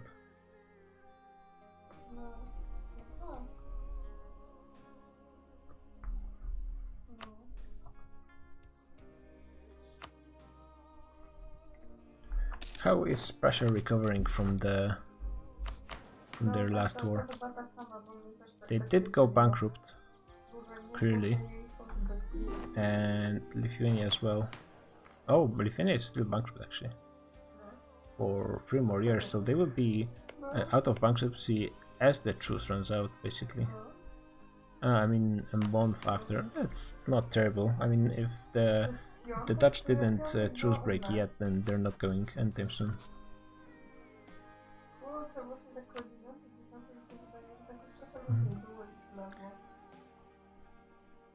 There is some recruiting going on in the Africans on both sides.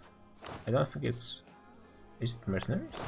No, it's just regular troops. So they're basically recruiting up to the force limit, I'm assuming. Yep. Just regular troops, so they keep gaining manpower.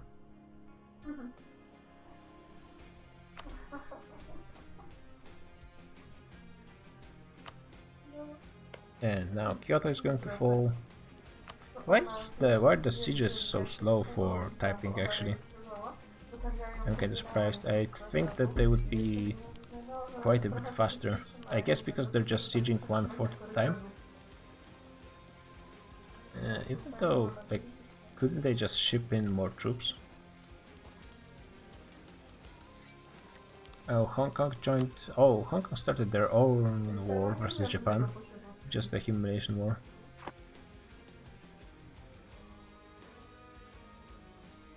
So he's probably going to ship his troops to the mainland in Japan as well. Or not?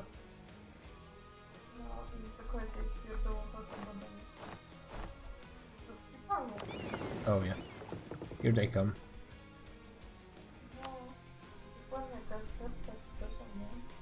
They will need to ship quite a bit of troops, like almost the entire army, because are Japanese troops superior to Hong Kong? Looks like they are a bit at least. It's probably not enough to counter the fact that Hong Kong is a player. Okay, now Taiping is going after a stack of Japanese troops. And he's rolling terribly. Finally, okay, that's pretty decent. And now, oh damn, he even stack wiped the Japanese stack. Damn, that's a massacre.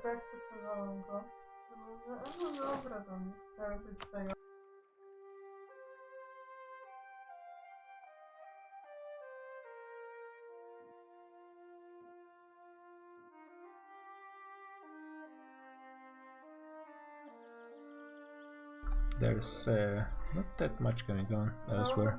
Looks like Lithuania like removed most of their troops. They still have almost 100,000, I guess, so that's not that bad.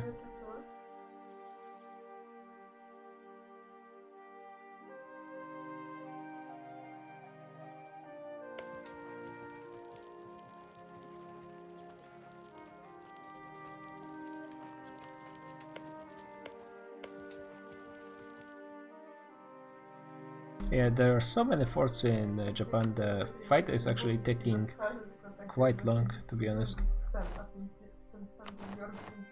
Yeah, like already 2 years versus AI that's just getting trashed in battles. Yeah, because every fort basically stops you from moving forward. And I'm assuming Critics doesn't want to spend any military points on doing stuff like barrages or assaulting. And damn, Japan is even recruiting more troops.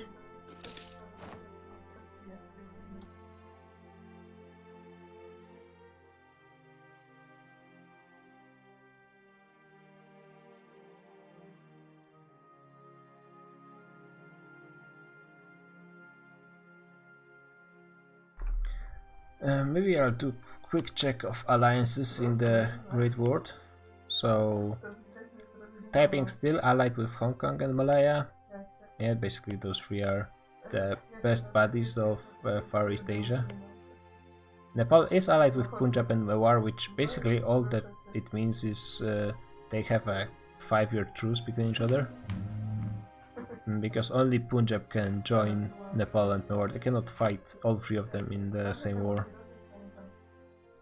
Yeah, and they don't have any other allies, which does mean they are kind of isolated. I guess Mewar is allied to Tuscany, so that's something at least. Mamluks are allied to UAR. Byzantium is allied to France, Prussia and Georgia, which is kind of interesting because Prussia and France are probably not really that friendly with each other after what happened before. Lithuania is allied to Georgia and Prussia. Before, Georgia was fighting Mewar for some land in Persia, and Lithuania just kind of let them die. And like before Lithuania were bothered enough to move some troops to Georgia, Georgia was forced to peace out. And yeah, Prussia is allied to all of Eastern Europe, with Byzantium included somehow. The Dutch are allied only to France. UAR is also allied to Friesland? No, they're just in a war together. Yeah, because UAR was allied to Japan for some reason.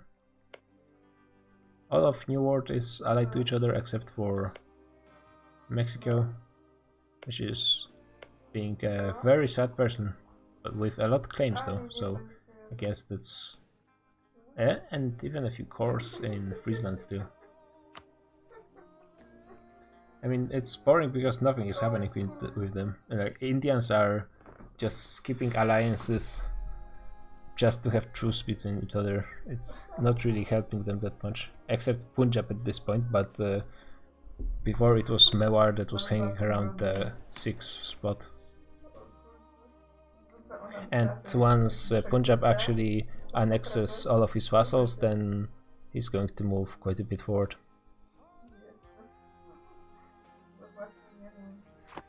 Yeah, that's one war that's going to happen, and then probably some war in Europe at some point.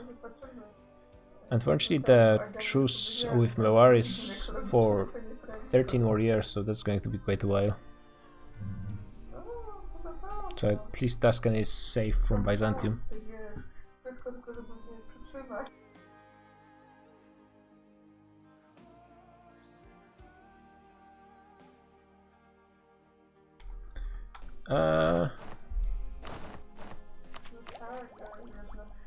I mean, not really. Actually, it was the Europeans that got the new infantry right now.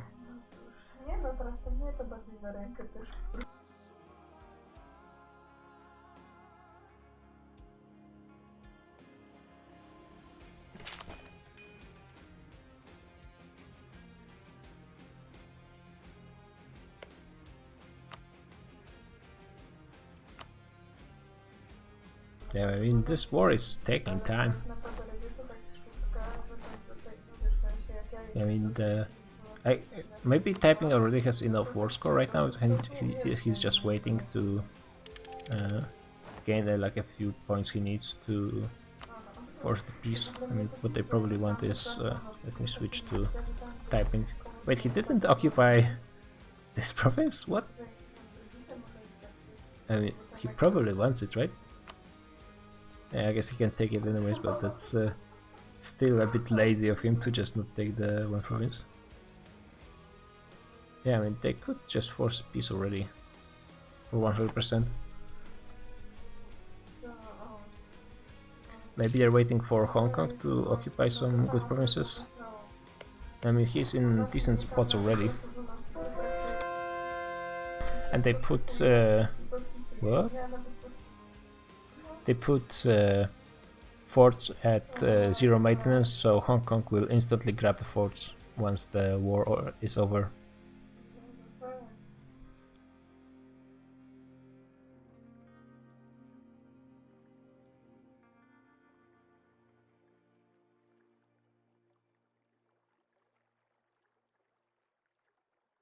Damn, Japan somehow managed to sneak in 32k on Shikoku. I'm not sure how that happened. They're probably going to get wiped by that stack of Typing troops.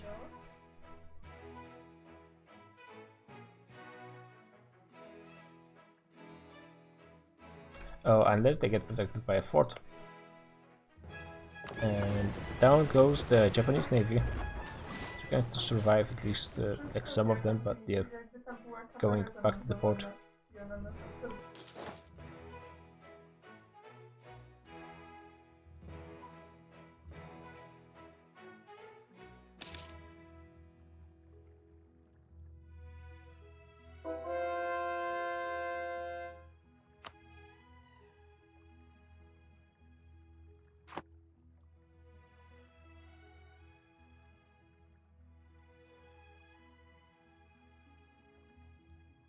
I mean, I'm kind of surprised because I guess Taiping wants to help Hong Kong as much as possible, but because they can take 100% already.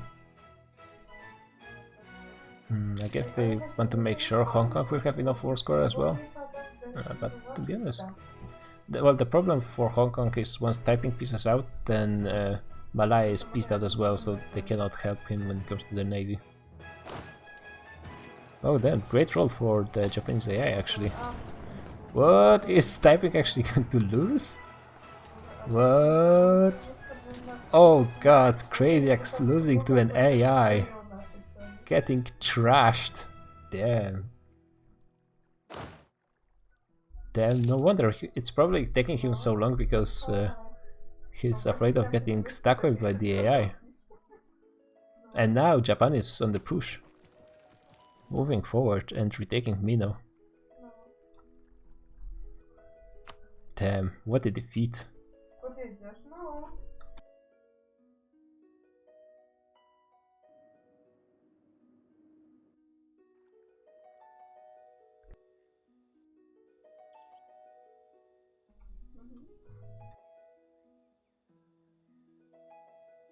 Yeah, it's all peace and quiet. I don't see anyone like recruiting troops, moving troops to borders. People are just drilling, sitting around, having a good time. At this point, Noir, how big is their professionalism? Oh damn, it's actually getting pretty huge. Even the military bonuses are having at least some impact, like having plus almost 10% from both fire and shock. It's not going to last, and it's not worth it just for that, but it's going to give them a small bonus to quality. Georgia has even more. I'm not sure if that's really that worth it for Georgia, but I mean they have money to spare at least. The Europeans are all out of professionalism though. Yeah, Prussians were unable to rebuild it even a tiny bit. And last time they were able to fight this war so long only because they had a lot of professionalism to slacken and use all that manpower to fight the French. Oh, looks like finally Taiping is going to be able to fight the Japanese. Barely though. Yeah, this battle is actually wasn't that far. I think the AI retreated on their own without being forced to. And yes, attack wipe in Shikoku.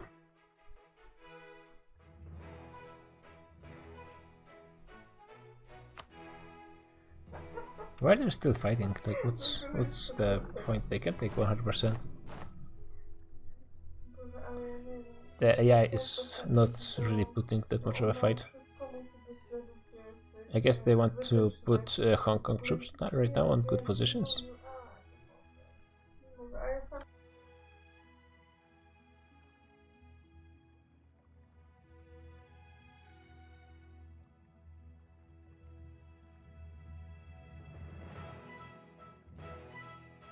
What is actually the Incas trying to take from the Papal State? Oh, Denmark is starting the colony in South Africa. That's pretty nice for Mamluks to get a free province. Oh, there's a single colony. Pope still trying to find the land for himself. Inca's actually focusing on taking those few islands around them instead of like filling out in the coast.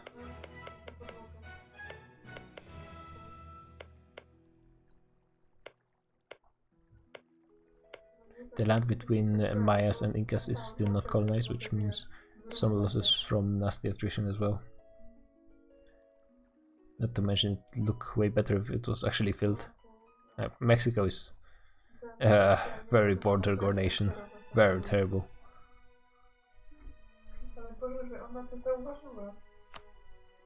No, actually, all of Mexico is conquered right now. All the nations left are vassals. Oh damn, they don't have Renaissance yet, that's very sad. Oh, and Mexico doesn't have global trade, which might explain a bit why they're so behind in tech. Yeah, I mean, Mayas are starting to overtake them slowly.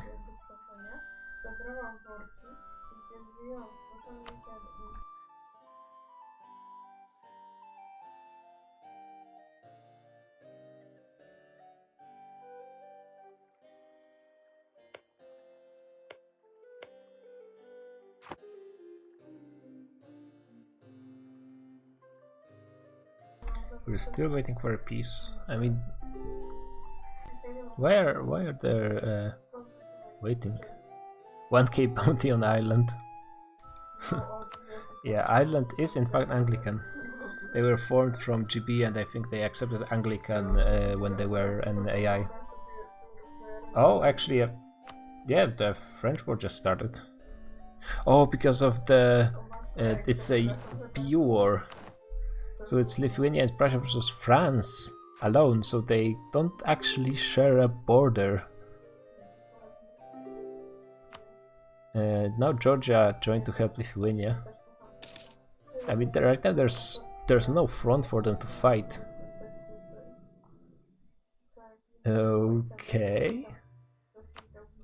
It is very annoying for the French because I think they want to start a war, but even if they just peace out of this one, then they're going to get an additional truce without getting anywhere.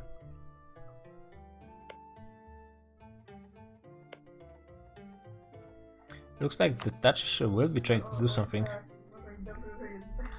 They did they get a call to arms to France? I mean, I think they would, right?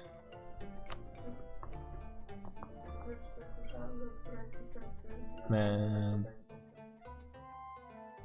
they should be able to join anyways because they were allied before the war. If just France called them in. Let me see if they can.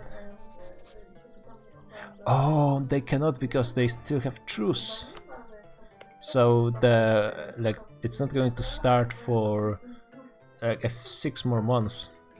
That's actually pretty good for France and the Netherlands. They can prepare. Just recruiting of mercenaries and so on.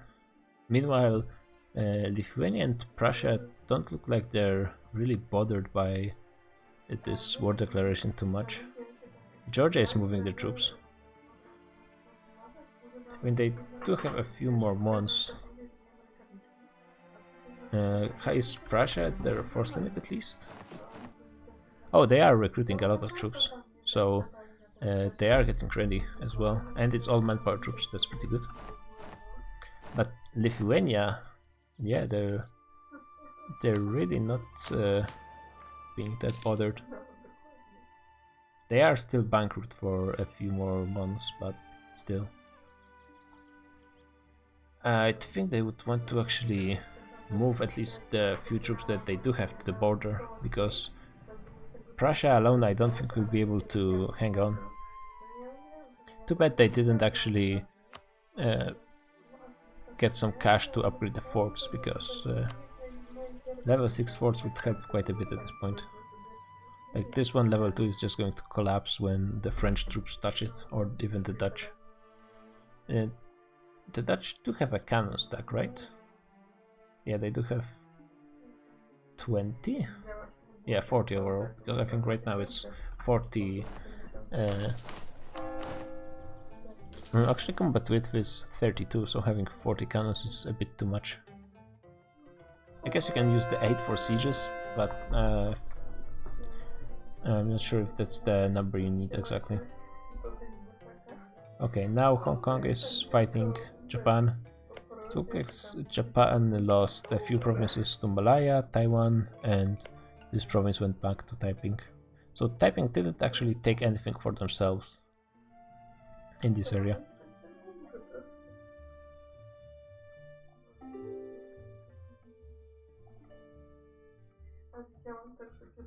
Humor is saying that's a fun war while being at peace. Yeah, you know, so if wars are so fun, why don't you fight them yourself? Yeah, but I'm pretty sure it's really going to start going now that the Dutch can actually join the war.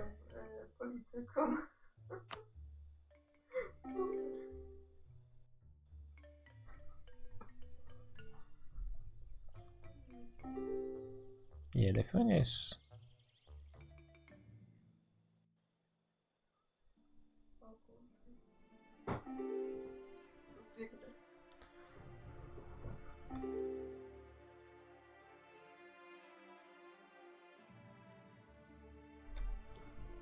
what's going on? Why they're saying it stopped in anime moments? I mean, nothing is going on.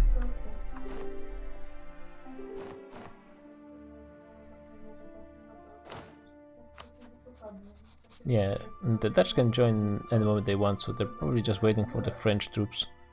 The French troops are taking gathering really seriously, and they're literally gathering in one province, suffering some attrition.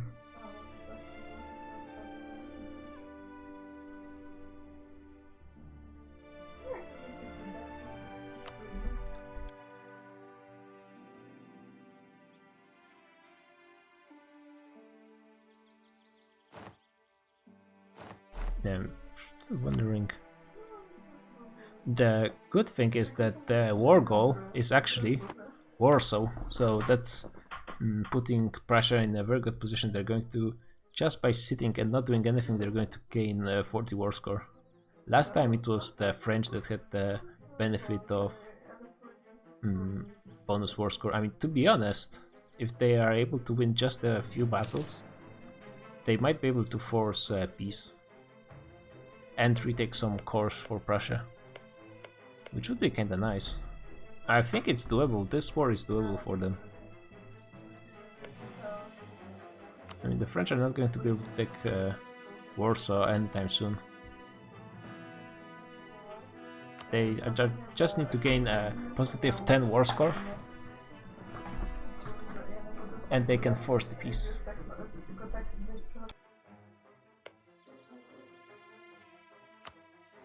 I wonder what they would be able to give back to Prussia.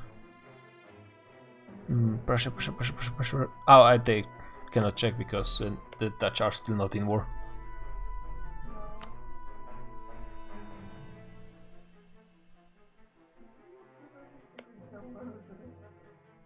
No, looks like maybe the French are...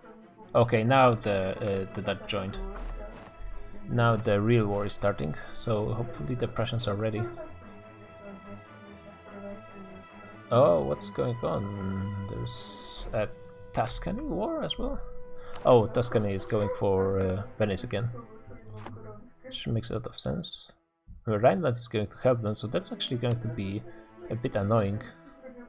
The Rhineland still has quite a bit of force. That's just going to be wasting the resources of Tuscany. Pretty annoying. Lithuania is still not sending troops to where? To nowhere, really.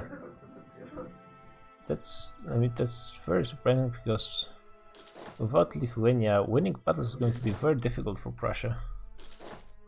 I don't really understand what's going on. Even just this 100k would be very valuable to have. Okay, now they're recruiting. I mean, it's... did they think that the Dutch would just not join? I'm not really sure what that was about.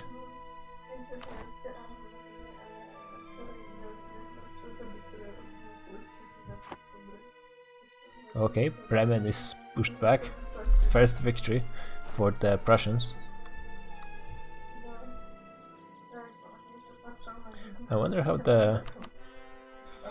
Yeah, France is going in with full power on. Almost 500,000 troops. But if once Lithuania actually recruits additional 150,000, they will be... they will still be behind by quite a bit, to be honest. Lithuania would need to recruit like 200,000. They do have additional 60 from Georgia, which is something. Okay, they're going to try and contest Lunenburg. They have basically even generals. Maybe a bit stronger on the... What? Oh, break. What a timing! I guess yeah, now is the time. The Prussians do have slightly better general because they have 6 in fire and 5 in shock. And I think at this point of the game it's fair to say that fire is a bit better. Let's actually check the pips. Actually no, it's fairly even still. Actually shock is even a bit better, but I mean cannons mostly give fire. So I don't think it's that big of a difference, but maybe fire is just a tiny bit better at this point of the game. We do some quick maths on the numbers. Oh god, so many French. Like there's 100k Dutch, 300,000, 400,000, 500,000, 600,000. Meanwhile on the Prussian side, 200, 300,000, 400,000.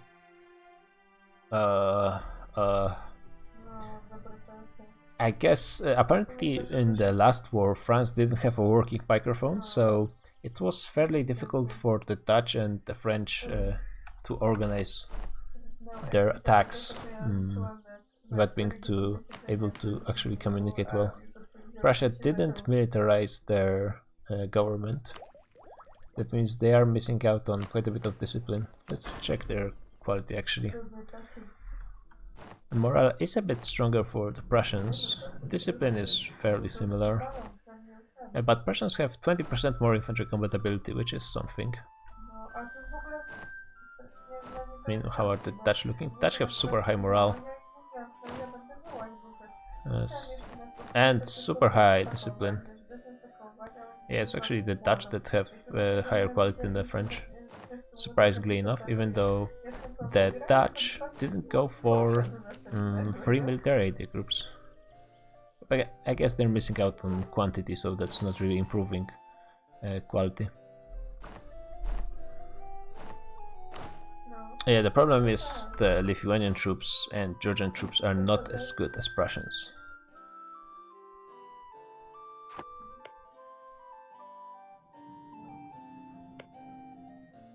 No, that also means that Prussia lost their alliance with Byzantium.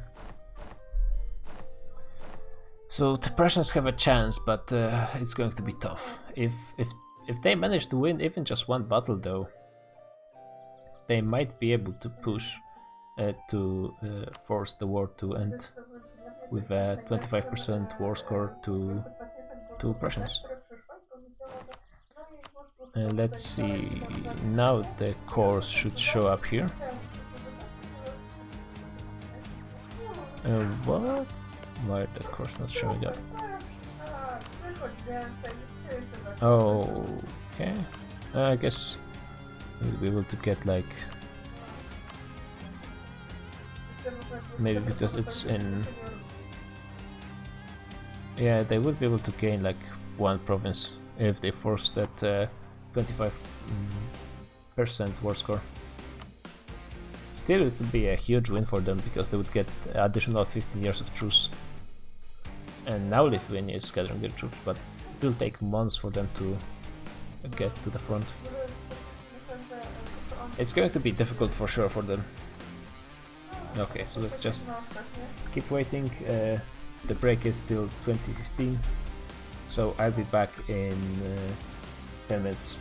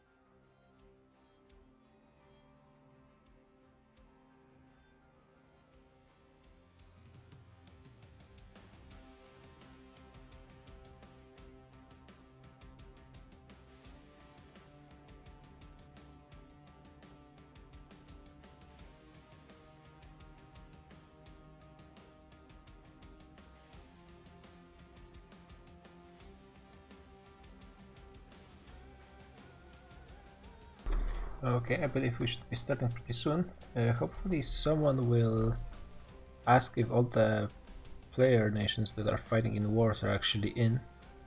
I'll make sure they know about that.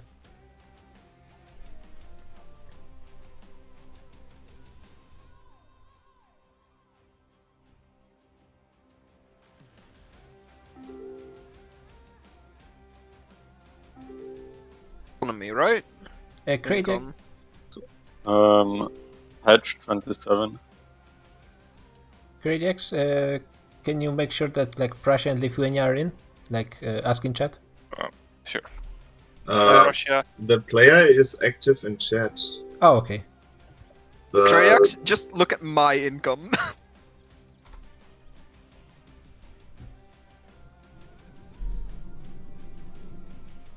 Yeah, we don't want to have people in player wars actually missing out the end of the break.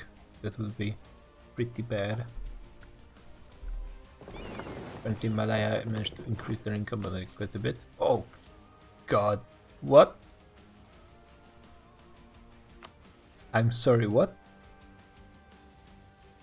That's quite an increase, I have to say. Did they get all the trade from China now? Yeah, it looks like they did. And from Japan. Oh god.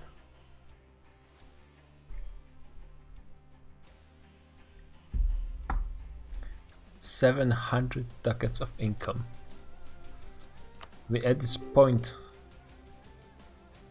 yeah, Malaya could fund Prussia with half the income of half their income, and that would be more than France is gaining.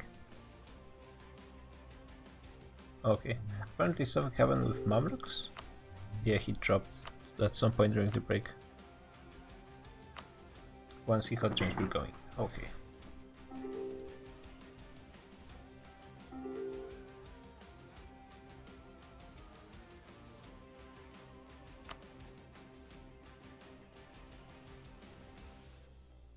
Oh, I need to remove the thing from the stream. Nope.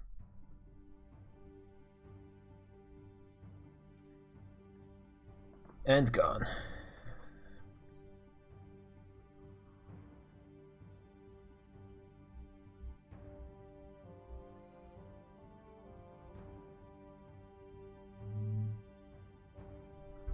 Mavericks are doing a lot of drilling. How is their journalism looking? I mean, that's 2 Slackens, 200k manpower, not bad.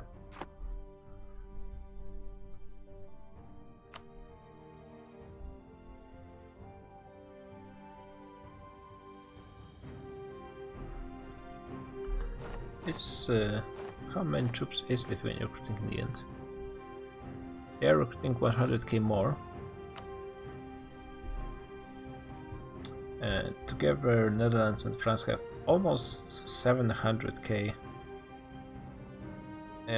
Meanwhile, even with Georgia, Prussia and Lithuania are going to have about 500. That's going to be not quite enough. I guess last time, yeah, if France and Netherlands still coordinate as well as they did last time, they might overstack a bit, which would give Prussia a slight edge, but I'm still not sure if that's going to be enough.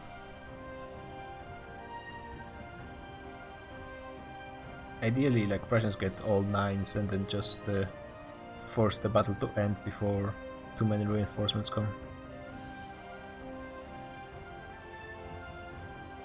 The especially bad thing is that Lithuania just kind of slept on the job and didn't really move the troops. I mean, not even all the troops are next to the border. There's only 30k, and they had like 100. Maybe they're somewhere around. Okay, let's see how it's going. Terrible rolls for the start. I guess it's getting a bit more even right now. But they don't need even, they need to have like superior things. Superior everything to have a chance. Okay, that's good for Prussians. Oh, that's great for Prussians. Georgians are managing to run away before the Dutch managed to catch them, which is pretty nice.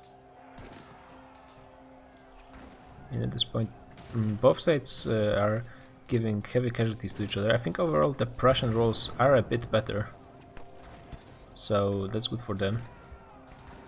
They are already kind of starting to run out of additional help. Lithuanians are going home, and there's still like 300k of the Westerners over here. Where are they going? What? Was it really the shortest route? The Dutch cannot get to Rupin because it's protected by Lunenburg. Yeah, now they have to go to Rupin. Oh, how are the French getting from Magdeburg? Is Altmark... Altmark is not a fort. How did they get from Magdeburg to Altmark? What?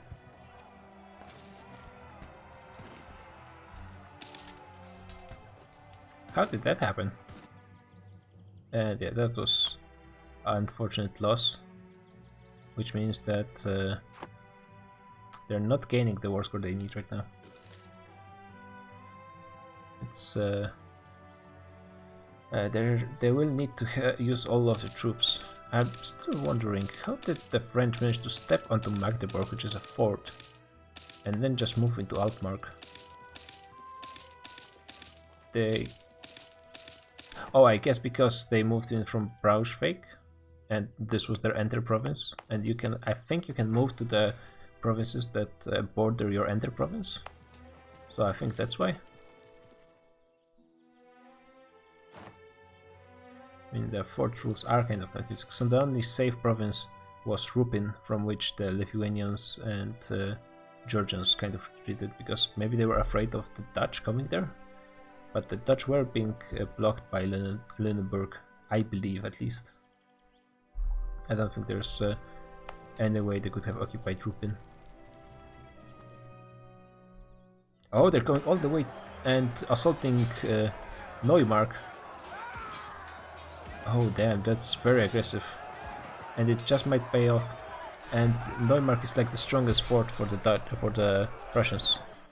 Oh Hey damn. man, Hello, who's there? Kafal, can you hear me? Finally made it. Actually, the war between the Eastern Alliance and the Western Alliance just started right now. Again? Oh damn, you're super loud. And like your microphone is kind of like making a lot of... At chat 7. Okay, it's kind of better now. Yeah, the Dutch just assaulted the most important fort for the Prussians, so it's not looking too hot. Better? Not really. It's just the quality is very low for some reason. Way worse than usual. I don't know, but like I'm on with my phone. That could be it. That's probably it. Yeah. I can make you. And with the same headset as usual.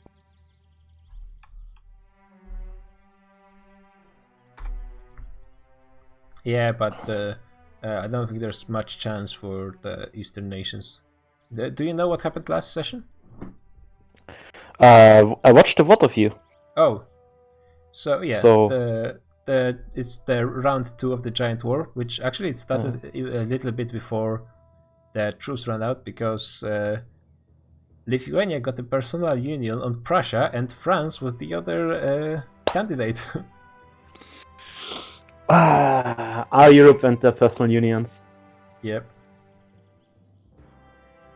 And this was kind of awkward at first, because France and Prussia do not actually share a border, and the Netherlands couldn't join because the truce was still going.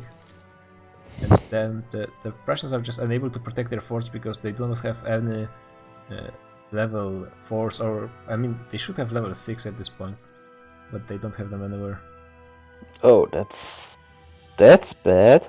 Yeah, they just lost another level 2 in like a month. I mean, Because this is the thing, the Dutch and the French are not afraid to assault forts, and they didn't ever do it. And assaulting forts is crucial. yeah, especially like you still have access to the old marks. so you have infinite manpower. So why don't just invest like 2k, something around this, or like 1k ducats to assault a fort to get the front going? Yeah, Because especially since like especially ahead. since in their situation they couldn't keep the war going for long enough, so they needed to get as much war score in as short of time as possible. Yeah, Because in the long run, like the two forts in the north, it was like yeah, Neumark, and the one in the south, which has basically forest and river crossing. Yep. like- Those two, like, you have to hold those two forts Yeah, and they if just you're fighting defensive. lost a battle on Lindbergh, and then the Dutch just ran straight for Neumark and then assaulted it instantly. Okay. And before so the double Prussians assault. even managed to come back, they lost that fort. Yeah. And now because Prussians didn't put any forts in bad terrain, which I mean on one hand is good, and on the other hand they have almost nothing in central Poland. So now the to- like To Yeah, be go fair, on. like central Poland is you have only river crossings as defensive terrain. yeah, but You have I little to no forest. But I think So- even like forts with nothing are better than no forts. Just to delay your enemy, because right now they're stuck in this move on maneuver, where the enemy is just catching their stacks running around. Yeah, this looks bad. Yeah, I mean Lithuania at least is bringing some troops now, because before they kind of were late to move their troops. Even Georgia was first to the Prussian border. Now they're trying to Yeah, like reinforce it's the same both thing as battles. with it's the same thing with the first war where like Lithuania were chilling for the majority session of And majority of the war. Sorry. And the problem is they're fighting in the second battle, but they don't have any decent general there, so they're losing a lot of troops just because of the pips. I mean, And I mean, to be honest, it's not going that bad. They it's like need to only move a 3 shock ahead from Prussia, and yeah, it's something, but they need to move a at better least there's the general. same amount of fire pips. Prussia has one more fire tip in the main battle. Oh, I mean, right now the reserves are even, but they should be reinforcing the main battle, I think. But at this point, it's they need. Oh, this battle is collapsed. And actually, no. There are still frontline troops. The Prussians are so hard to tell where they are because of their grey color. it looks like they're breaking, but they're just Prussians. Yeah. It looks like they're breaking, but they're just Prussians. So Yeah, and now with the 200k of the Dutch left here. Yeah, that they're looks running like a into... bad retreat path. Yeah, this 14k For- is going nowhere. At least nowhere they're coming back from. Lithuanians are going north, Prussians are going south. I mean, it was working okay for them, but because in the second battle they had such a worse general, like I think 2 pips in both fire and shock.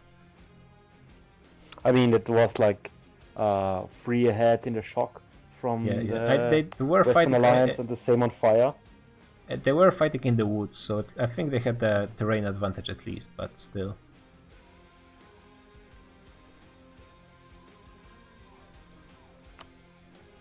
Yeah, they never So it's just managed. Prussia and Lithuania again. And Georgia is giving And like Georgia.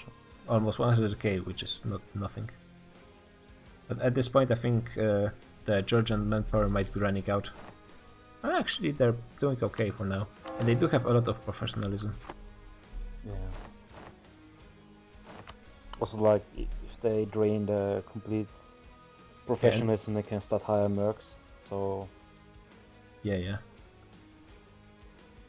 Now they're actually going to lose the war goal, which is Warsaw, because it's a succession war. Are there any other wars? Oh, actually, there's a Byzantium war just started. yeah, It's- I just saw the fourth turn blue. So I was kind of surprised. It's Mamluks and UAR versus Byzantium, and France is joining a war to help Byzantium. Mamluks are the Soviet Empire. Yeah, they formed Mamluks. Let's hope they actually do better than last time, because last time Mamluks didn't do so well. This time, did the Mamluks start this war? Yeah, they started a conquest of Cyprus. And they are like fighting these wars in a really weird way, where they start wars and they don't have their troops yet on the border, so I'm not sure what the deal with that is. I don't think it's the most efficient way. Like, as it currently stands, it looks like they have the naval superiority, so they just get 40% taking Moscow. And then... but they're just fighting this war for a bunch of islands. No, not for the islands, but just for the taking Moscow, because like if you have the naval superiority, you can defend Cyprus super easy. Yeah, but they still need, like, if they want to take some land in Asia Minor, they actually need to push, and they're giving Byzantium time to reorganize. And I mean, if the last war happens, what happened last war happens again, then Byzantium might be able to push.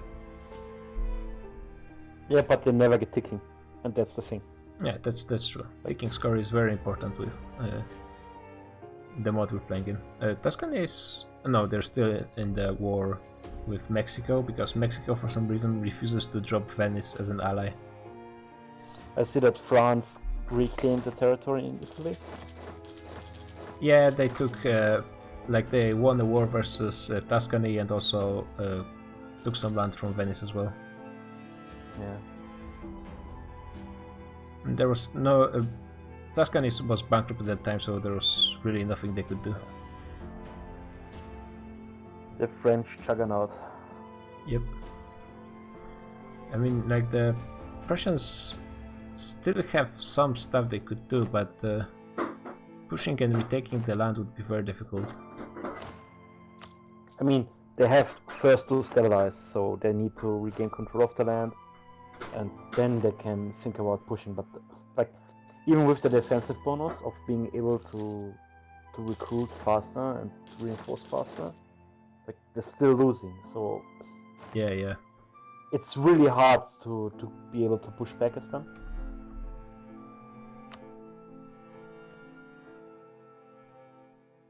I mean, the France is a bit lower on troops. Like, they the numbers are more even than they used to be, at least, because like Lithuania recruited a bunch, the French and Dutch have a bit less, but they didn't fight the battles as well as they did last time, I think. Maybe I mean, it's not only the manpower, the number of troops, but also the manpower recovery, which is yeah, that's true. The important part. Yeah, and the thing about all of the Prussian lands being occupied is their manpower recovery basically went to 0. So they have to rely on mercs and slacken, and to be honest, they still didn't recruit mercs. Only the Dutch did, because the Dutch looks like the Dutch didn't even recover their manpower from the last war.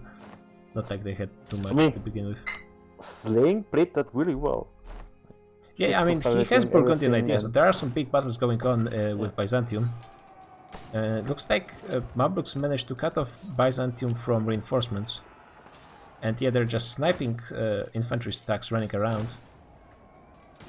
And they should be able to win this. Byzantium does have better general, but it's nullified by the terrain advantage for Mamluks.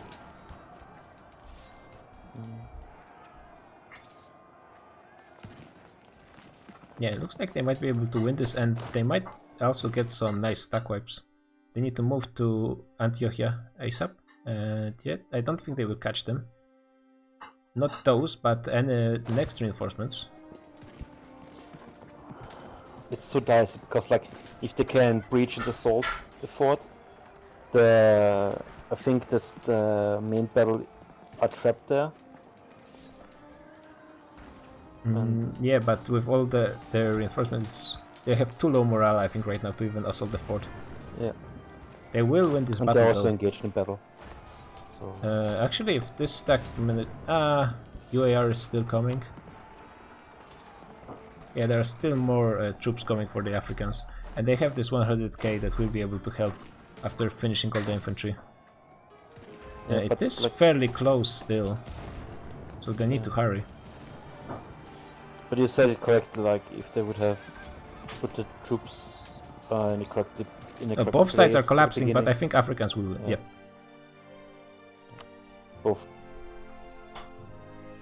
Yeah. So So, that's. will they assault or will they not assault? That's a good question. There are a lot of level 6 forts, like Byzantium actually built a lot of forts in. Yeah, but like it's the correct thing to do. As Yeah, soon yeah. as you have a new fort level and you expect to Yeah, be of in course, of war course. soon, you have to upgrade them. Yeah, and I don't understand why people don't do this. Like, it's Like I good even to. take loans for this because Yeah. that's how important it is. Yeah, 100% take loans to build the forts. At any point of the game, to But- be honest.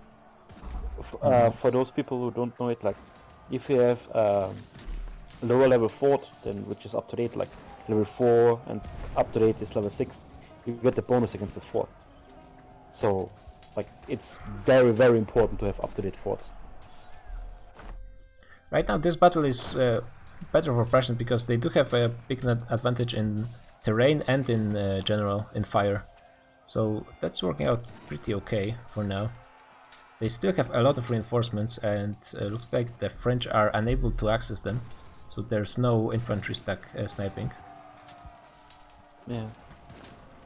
The French also have a lot of reinforcements. There's not that many Dutch soldiers, to be honest, in this fight. And I think the Dutch have like the highest quality of them all. Which is kind of surprising, since they don't even have free idea groups for... Oh, and Prussia finally took militarization. I don't think they had it during the previous battle. Like at least at the beginning of the war. Doesn't France have the age ability, or is it next stage?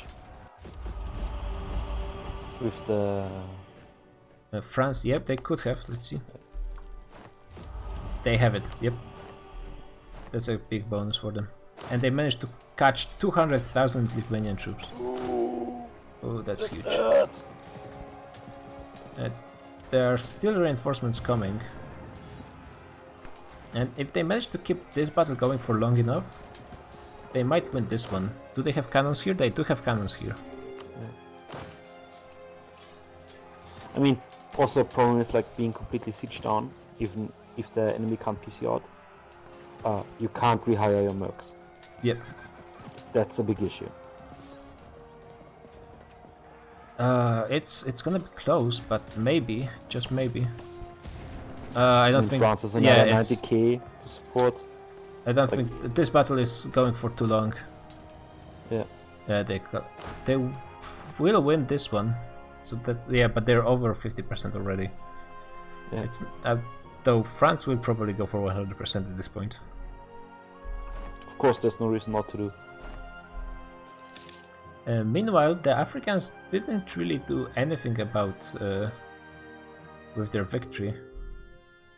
They're still just Yeah. hanging around. Range? Because they can easily snipe like 2 forts. Maybe they are I going mean, just snipe for 3 some forts islands. to get access. Yeah. But I mean, like, they should probably realize that Prussians probably won't last long, and France is in this war. And even if they send just 200k, which is less than half of their army, this should be enough Wait. for Byzantium to push. Byzantic is allied to France?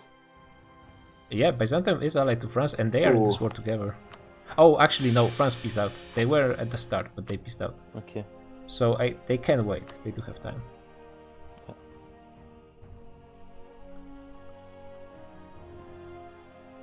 How are the numbers looking now? Well, actually, France is like super low. Yeah, France reinforcement is kind of slow for the French because right now the Lithuanians and Prussians have like 100k more, which is not what you would expect. Yeah, but like even if France takes like 2 months to be back on the front with the new troops, doesn't really matter. Yeah, at this Because, point like, it's They need to reinforce first. Russia need to rehire the troops probably, and even if they get pushed back like 1 fort line, it doesn't really matter because I mean, they're they don't still really filling have a up- fort line at this point. Like they're getting to the other border of Lithuania. Yeah, meaning fourth line of Lithuania. Because they're currently in the first one. Like, from Riga down to the Black Sea. If they manage to continue the battles in the like German region that they were fighting last time, then I think they would be in an okay spot to continue the war. The problem is they lost one battle and that was enough to lose Neumark, which was the crucial part. Yeah. Both forts, like Neumark and the one in the south. I mean, once they lost Neumark, then they could just cut off Niederschlausitz from reinforcement, and that was it. Yeah. Because there was nothing behind, like in Posen, that would actually block access to Niederschlausitz. Let's see what they do, though. How does Asia look like? Anything So happening there? in Asia, like there was an AI war versus Japan. Now there's an AI war versus PRC. Okay. Other than that, nothing really happening. Like the Indians are still allied to each other. Well, Nepal actually allied Hong Kong, which is something new that happened. Like I'm surprised that the Africans are waiting for Byzantium to attack them, which I mean, okay, but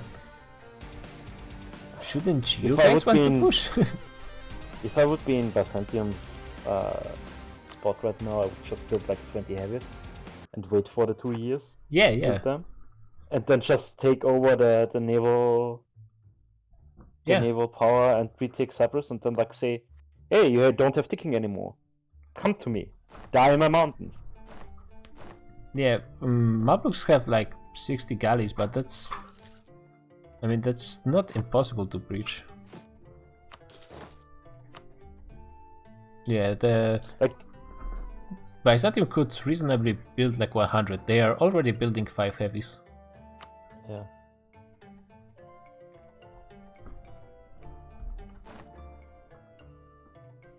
I mean, long term, Mamluks should win naval war because they have more sailors, and there's also yeah, UAR. of course, but keep in mind that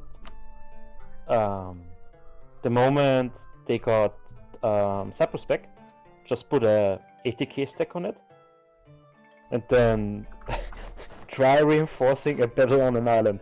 Oh Good luck.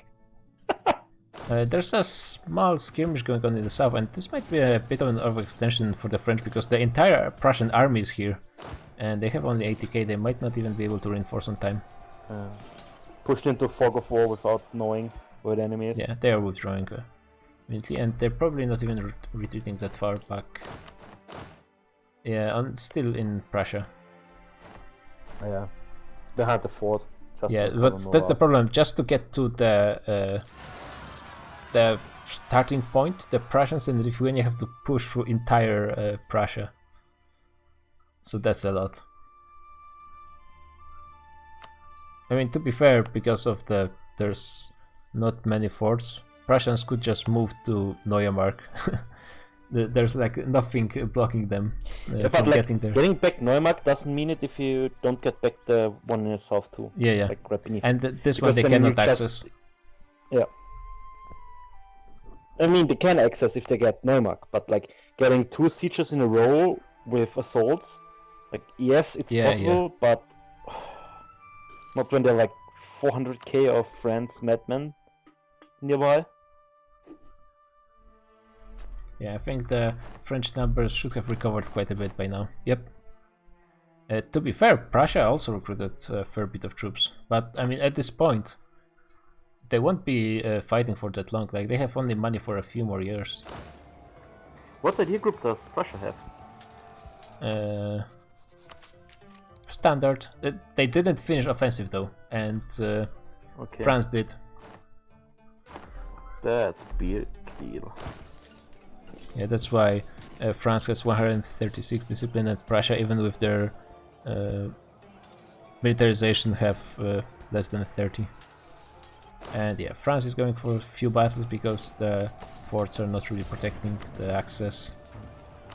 It's pure infantry versus oh yeah, they don't have any cannons there. Oh, hello ASP.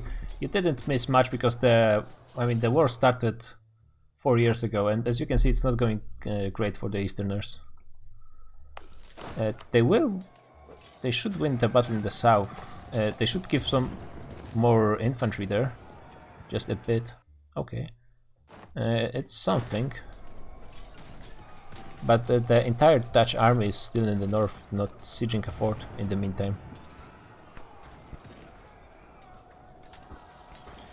Yeah, so even if they win this battle, they will do it for the price of a fort, and I'm not sure if they win this even. I mean, they don't even assault, so... Byzantium is actually fighting a very strange war. I'll get back to that in a second.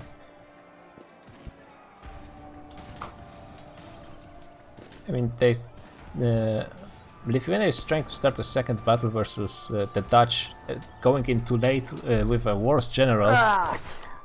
Too late. Yep, and they are actually reinforcing, and the Dutch troops are way stronger. Yeah, they have over 1 morale more than Lithuanians, and almost 10 discipline more as well. They need that Prussian vanguard to start the battles, and Lithuanians can be used only as bodies to throw while the battle is already going. And yeah, they withdraw. Like, I'm honest, like, it's kind of interesting that you can get to those discipline and morale values without being orthodox. Yeah, and I mean, the Dutch, check it out, the Dutch don't even have a third military group, they went for innovative. Where did they get all that stuff? Golden Era, Burgundian Maybe divisions. via an event. Oh, and they have plus 20 morale from the advisor. Yeah. Very nice. And yeah, they have advisor for discipline, reform of the feudal army. Is it like a modifier?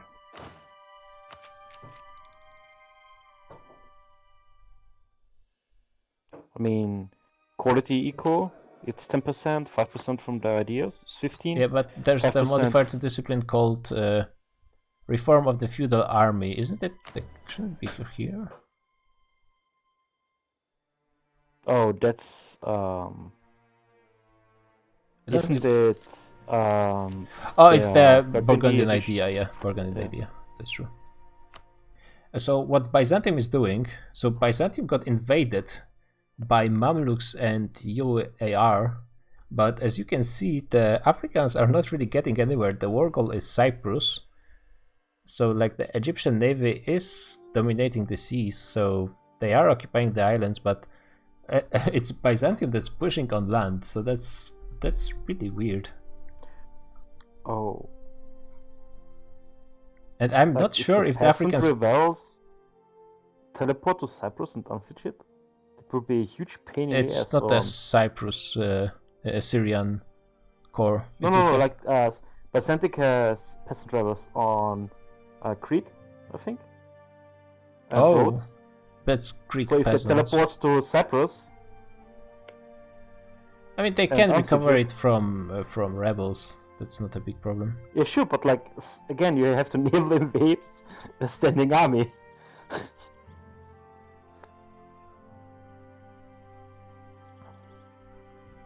I'm not sure if the Africans can, like, Byzantium might be able to win some battles, and I mean, there's enough forts and they're all level 6, but not as many as there are in Asia Minor.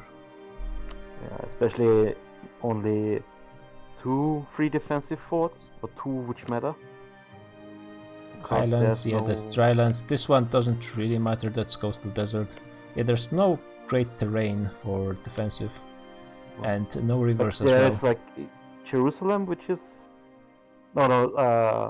Sinai, which is Highlands. Not mistake. Yeah. But they don't have fort. They have fort on Gaza, which is desert. Yeah, there should be a fort on Sinai. Below Gaza. Oh, that's who Highlands. apparently Malaya, who suddenly, because of some kind of trade deals, gained income of 800, which is like Nice. triple the income they had, basically, is now sending 300 ducats to Lithuania, which, I mean, it's nice and all, but it's Prussia that actually needs the money because... They will go bankrupt. But then again, like, as I said earlier, Prussia can't hire new troops. Like, yeah, they're losing their last fort. yeah, so, like, the moment they can't hire new troops, money is not as useful as for Lithuania.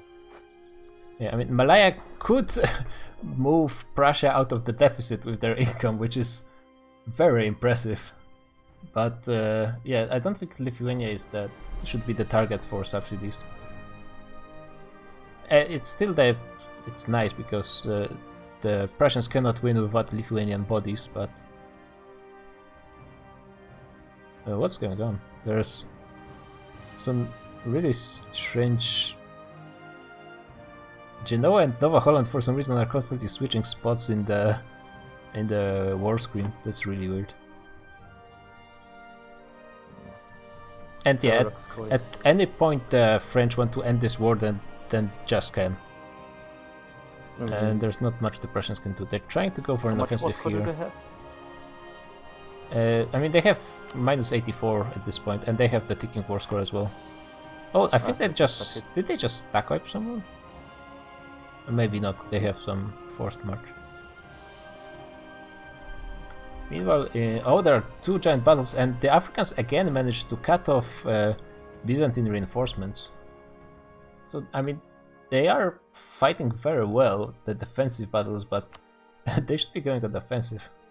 Yeah, Byzantic would have needed to get access through Tuscany. To be able to yeah, and probably that's not going to happen. Yeah, because like it's a double-edged sword. Like giving access to the Africans via Tuscany allows them to just then they have to siege down 2 forts instead of 3 to get into Courland. Yeah. I mean, that's Mountain Fort. Yeah, it's 2 forts, I think, any way you cut it. Yeah. They are doing this very nice stuff. I like very much when people do this kind of small diversions, especially when countries get so big. Like 25k is not something you can just kill with like 10k. You have to send like a proper stack there, and preferably you want to send more just to be sure you win. So it's very annoying to deal, and if they don't notice, then there's another war going on versus Georgia. And yeah, Georgia is abandoned by Byzantium, obviously. Even though Georgia was helping them quite a bit before.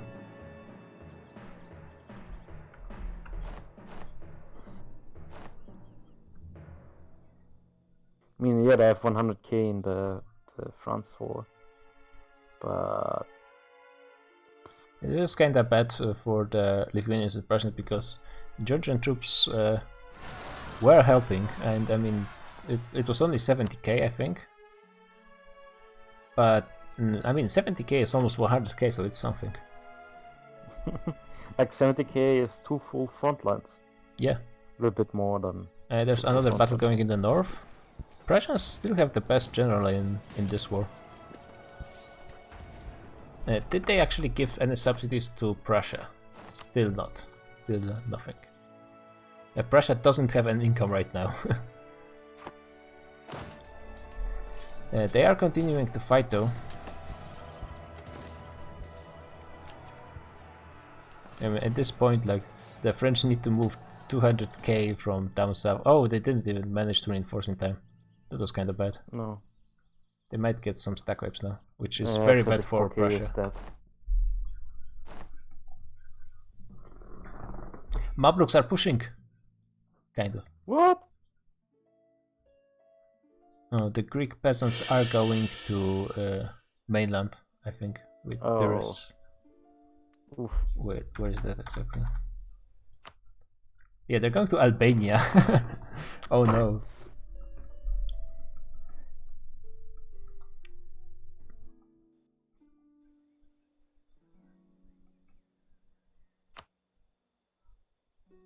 Yeah, I mean, he kept the Rosvi idea, so it's not like he lost that much, just gained the government reform. I mean, you get free admin, so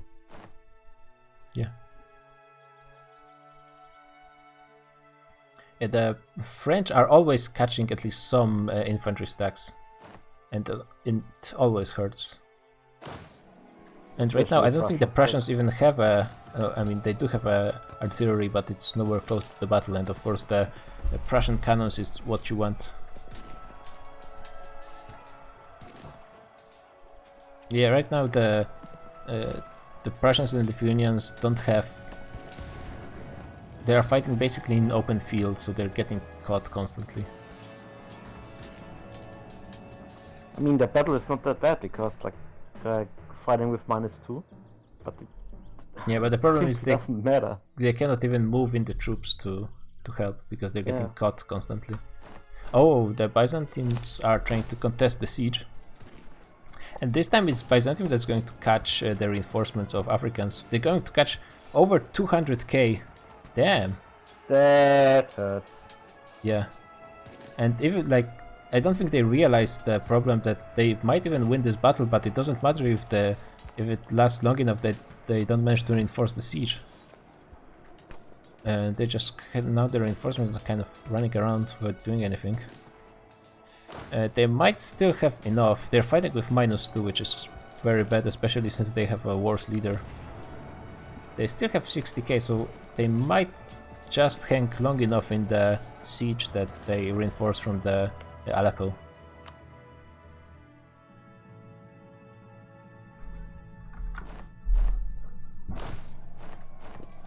Oh, you need to run? Okay, they're running. Yeah, I mean, but it just lost.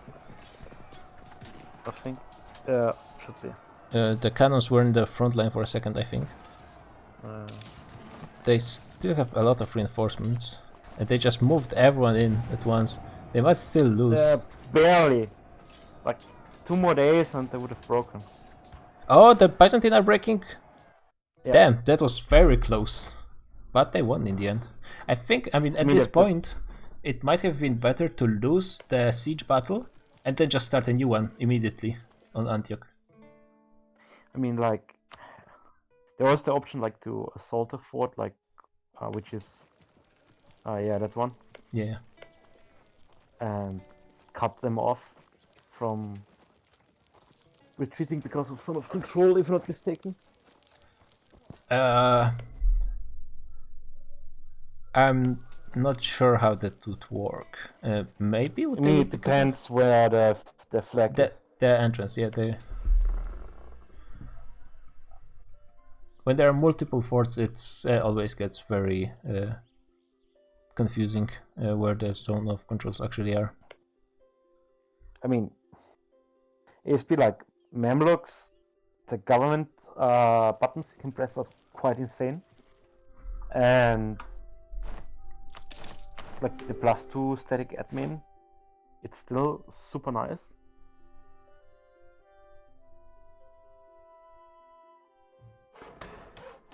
Because you get like manpower and buckets and stuff like this,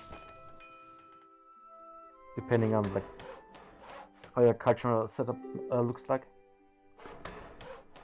They have, like, I'm not sure how it works, but all the buttons are about Circassians, and they don't have any Circassians provinces. So how does that Yeah, work? like the Mamluks, you get 3 options between 2 different cultures and always Circassian. And depending on how much their land share is, like for example you have 40% of one culture group, then you have only 60 legitimacy. So you get like 100 minus your land share. And however, if you have a higher land share, you also get more money and more stuff out of your butt. So like basically you have 3 different rulers to choose from, and if you have one with a higher land share, you trade basically legitimacy in for money, manpower, and the first one, which I always forget. Yeah, so I guess he picked Circassian because it was like the best ruler. Yeah, exactly. But that means that he doesn't really get anything from the buttons because he has 0 Circassian but provinces. he can bank it. Yeah, that's fair. It's not that bad. And they forced 99% on Prussia. So Prussia is going to become a junior partner of France. And they also lost their most important forts. I have no idea how Netherlands can take that fort. I guess they will really. To be honest, nothing has a core on it, so Yeah, but like, how were you able to take that fort? that's a good question. I actually have no idea how. Because there's no land connection to it. Yeah. There's no claim, no core. Yeah. What?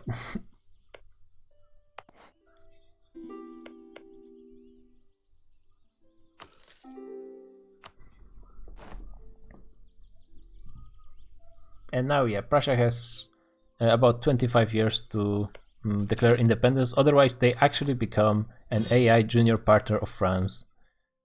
So I'd hope that everyone realizes how big of a problem that is.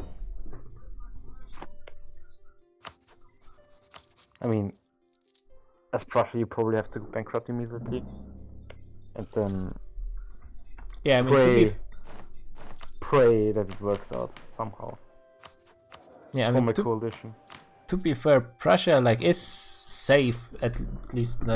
There's not much France can do to force anything on Prussia until the timer runs out, right?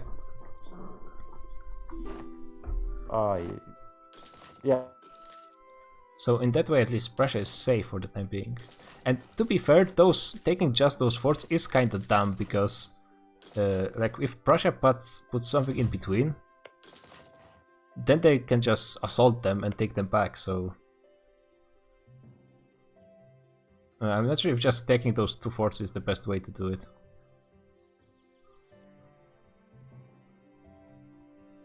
Africans managed to take 1 fort for now.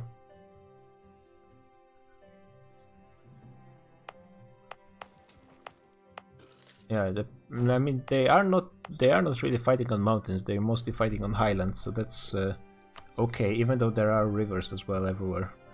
Oh, this province is great because it's rivers from every side plus highlands. The only better provinces are like in Persia, I think, like this one. Rivers everywhere and mountains. My Discord just backed out. So I'm back. Once again? My Discord backed out. I couldn't hear you anymore. Oh, I'm yeah. back now. Maybe I lost connection for a second. No, it was my end. Yeah, it doesn't look like today I have any problems with bitrate or anything, so that's good. What is the force limit of Byzantium? Once again? The force What limit is of the Byzantium. force limit of Byzantium? It was like yeah, almost 400.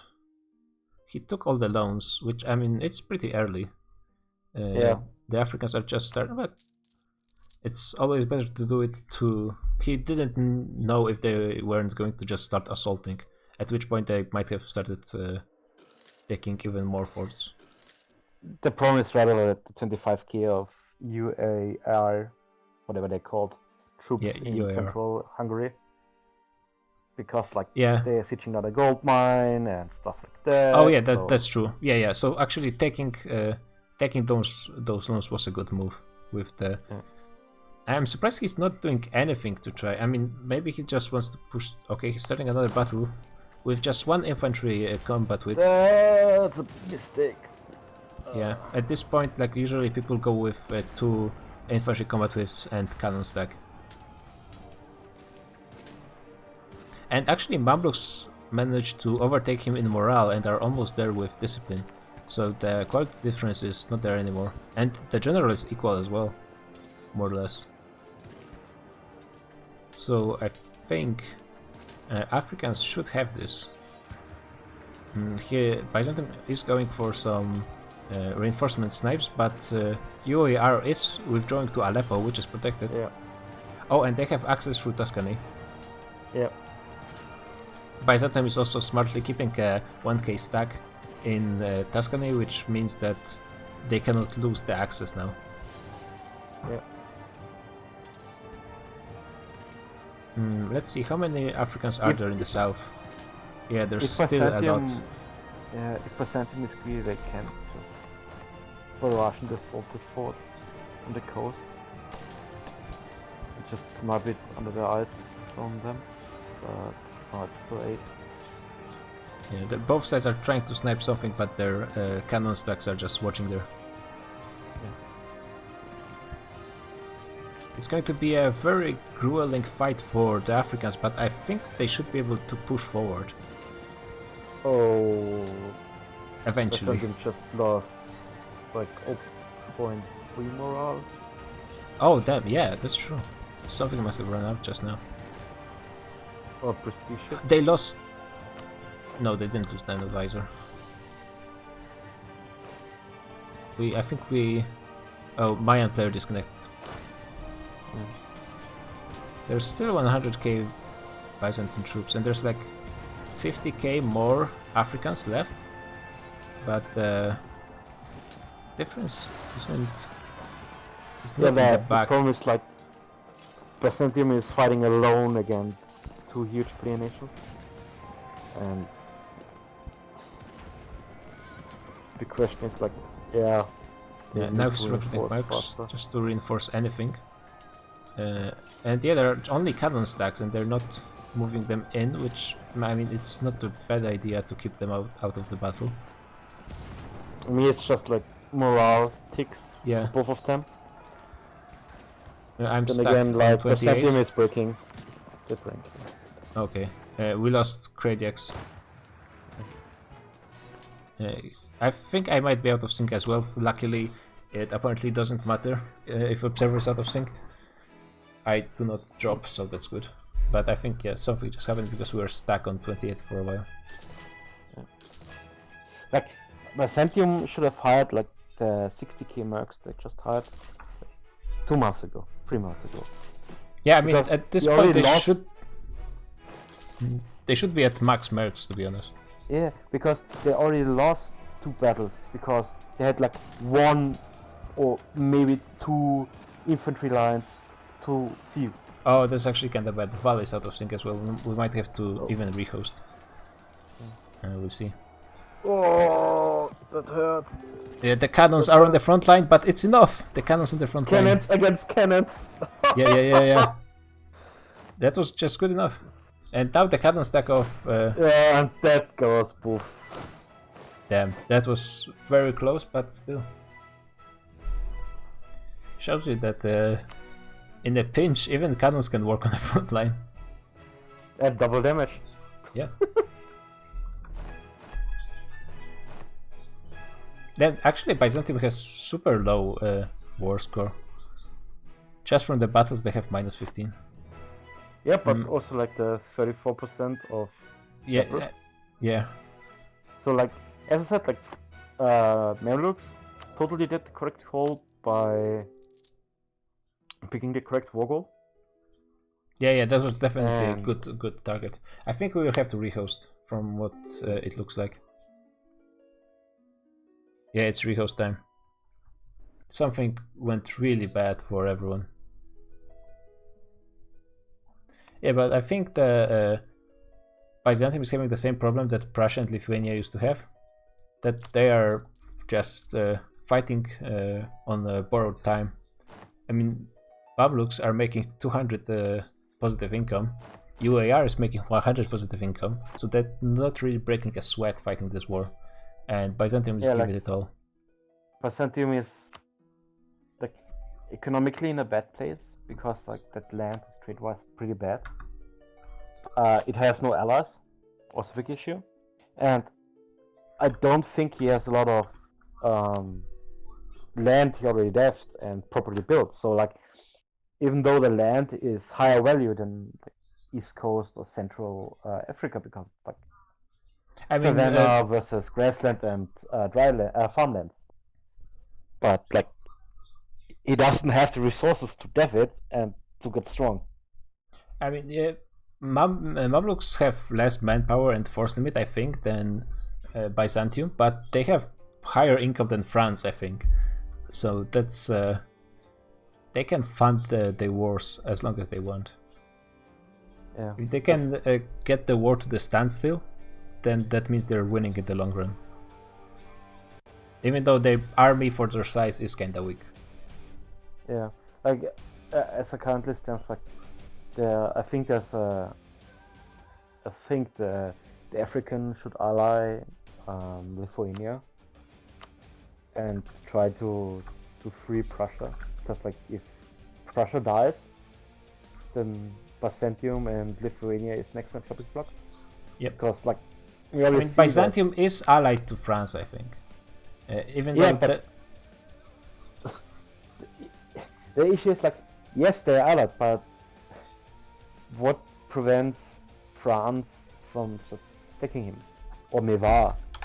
maybe just the fact that Oh. he's conquering Italy or something like that for the next Yeah. 50 years.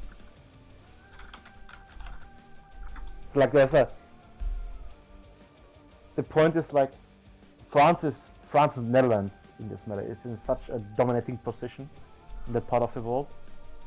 They have Yeah. only two borders basically, which is the Eastern Europe one and Africa, because there's nothing in the West, and so like they probably won't push into Africa because it's a shithole, and Eastern Europe is kind of nice to have. But like for Africa, they're like boxed into the land because they can't push into Europe alone because of France and Netherlands. Yeah, I mean, They- if the Africans went to war with France, I think they could push into Iberia and like hold Pyrenees at the Pyrenees, because there are no forts in Iberia. And Yeah, sure, but like they alone, I Yeah, don't that's really true. think they can beat France and Netherlands. yeah, Like, that's they true, will that's need true. Prussia, they will need Lithuania, even Byzantium.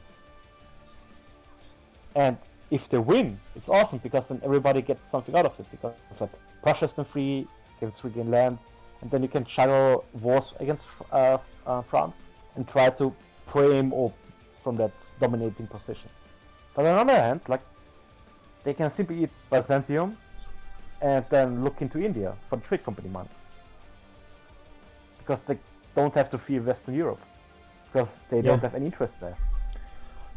I'm thinking So, if like- Malaya and Indians actually support the Easterners, that would be a huge help as well, just in like the economy, because that's the thing that France and Netherlands have the biggest advantage in. I mean, right now they have advantage in everything, but They have the better quality, they have more manpower, they have more resources in money and manpower recovery speed. Like, yeah, but if both Prussia and Lithuania got like 400 ducats per month, it would help them not just in just keeping their armies, but they could build a lot of manpower buildings and so on.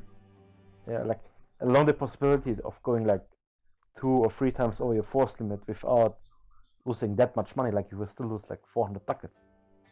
But having the possibility to do so, because you get money from the Asians, might be enough for them to be able to compete with France. Because Yeah. we saw it in the first war, like they were competing with France and Netherlands. Yeah, and They were on par for most of the war. And last time they were fighting with Wargol on the side of the Dutch. And this time they had the Wargol in Warsaw. So if they managed to protect their borders, I think they would have been able to force a draw. I mean, that like 25% win for themselves.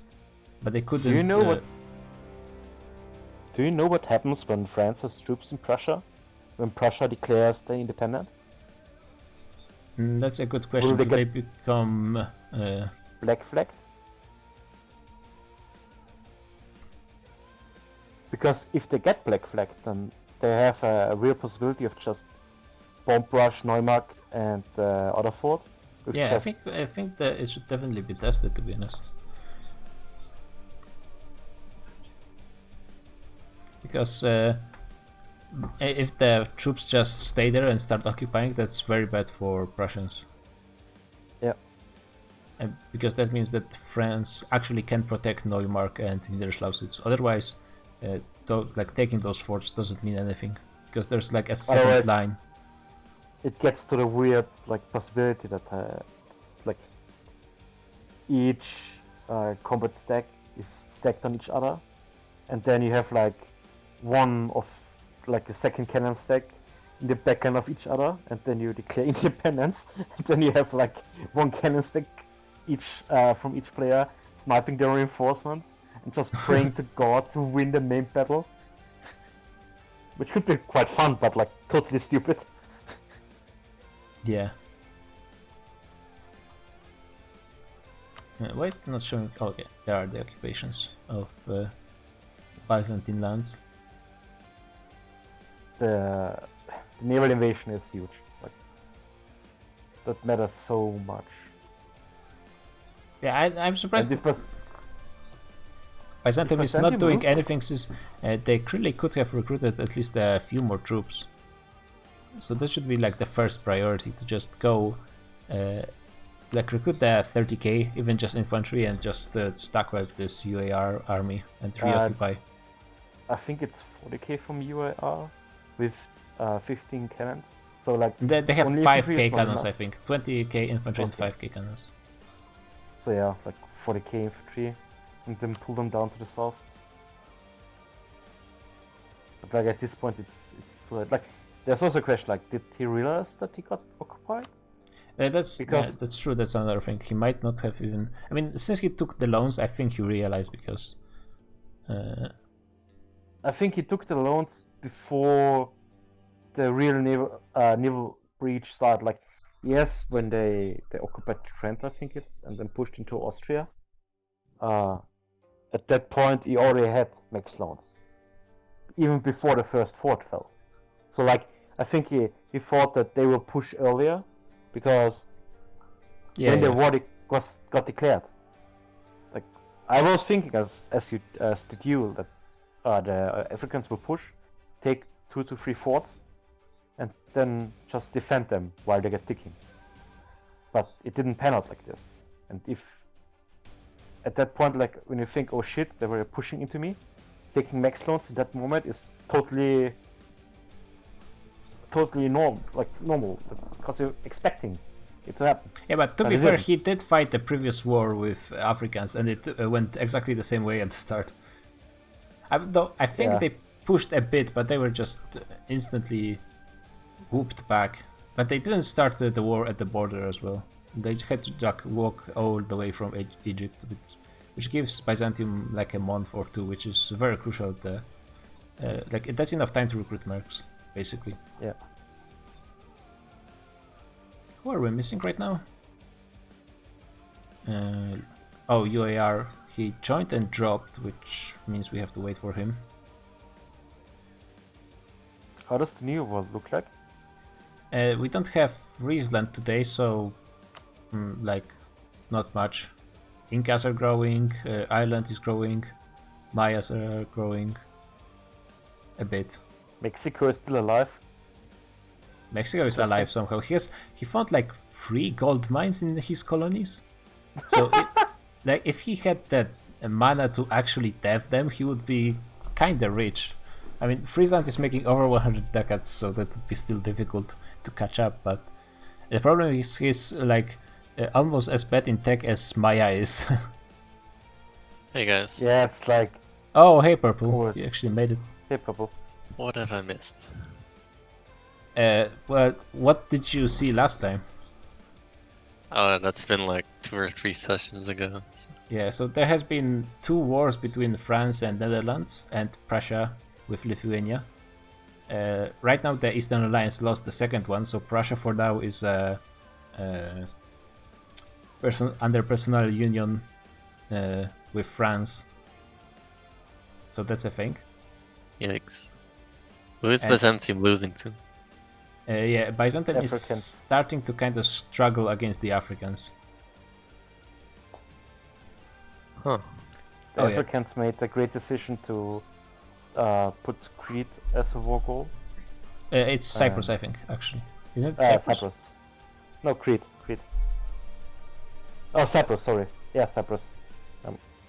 And now they have 40% taking war score, Smart. and they have a successful naval invasion. So they're sitting at like 80% war score without occupying like anything in Anatolia. Yeah, I think So they have really over smart move 50 from right them. now. Yeah. How did Cradiax win China? I thought he was betrayed. Yeah, He is that he's bad. just panicking all the time. The last war that happened was just between him with Hong Kong and Malaya versus PRC and Japan. Malaya Why does helping Hong Kong have Beijing? trade probably. Yeah. Japan, because Malaya is the only naval nation, Japan was kind of screwed, and yeah, they got wrecked, and then they both left. So the Indians didn't. Free real estate. Yeah, Yeah. and the Indians just didn't bother to do anything about this. They're still allied to each other, by the way. The Indians? They Yep. can? Yeah. I mean, they Are they can not- be allied, but they cannot fight in the same war. So it's Oh, just okay. just as a truce. It's like, yeah, the thing. Because, like, what critics told me the last session is, like, they kind of want to kill each other, the Indians, but they can't. Because, like, when one attacks the other, Mewar attacks Punjab, then Nepal attacks Mewar. So they're like, they can't fight. And so they're basically hoping for critics to tip the balance to one's favor. And critics got left alone because of that balance issue. So yeah, I see. it's kinda stupid, to be honest. Yeah, I mean, right now the obvious target will be Nepal, but Nepal is allied to Hong Kong, I think. We're probably going to wait for UAR to hot join or something because he's not in yet. And he's in a player war, so that's kind of important that he's in. Yep. The problem is like Nepal. Can you has to show choose from those three. The great power list? Not Curious. many changes, to be honest. Punjab is running behind the other Indians, which is, I guess, one surprising part. Yeah, Prussia is still a player. We have a rule where the junior partners have to leave, but he gets like 10 years after the truce runs out. So in practice, he has like 25 years Yeah. to fight another war. If he loses the second war, then he's out.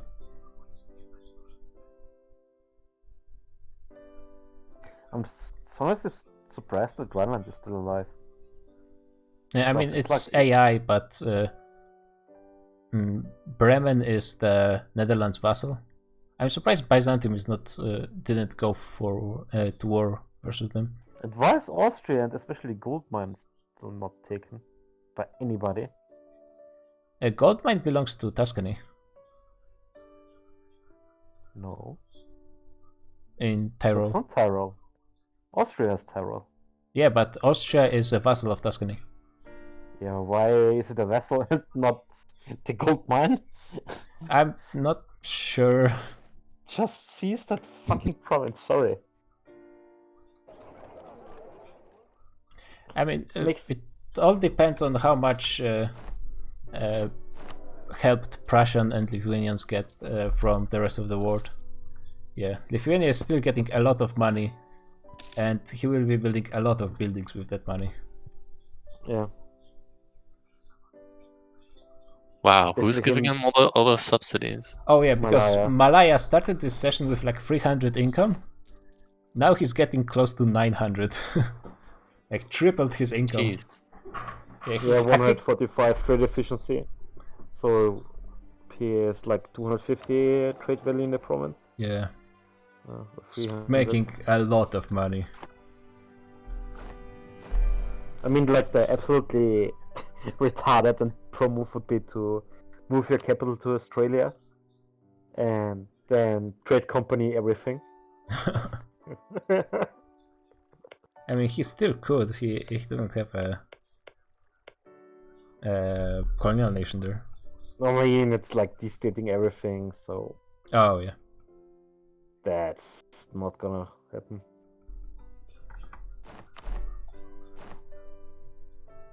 Yeah, the numbers are surprisingly even. Like UAR has 50k infantry. That's super low.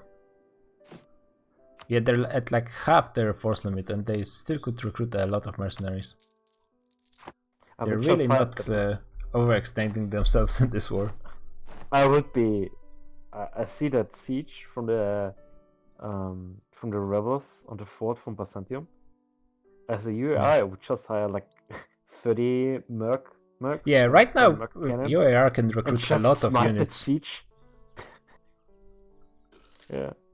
Just build like 40k and snipe both best and the one in the south, and then take Constantinople. So they can't even cross back into Central Europe, into Balkans. Yep, they could actually do that, but I think at this point it's too late. Byzantium is going to use the opportunity of winning this battle to clean up the UAR. But the problem is, they can just come back. Yes, like there are so many forts that like they took 1, 2, 3, 4 forts, I think. 3 forts. 3 forts. Like taking those forts will take time. Yeah, and they have only 2 cannon stacks. So if they use 1 cannon stack to deal with the sieges, that means they cannot snipe infantry. And probably UAR is not even going to lose that many units because they're going to see this big stack coming, so they will have time to just go to Gertz and then withdraw. I mean, they don't even need to.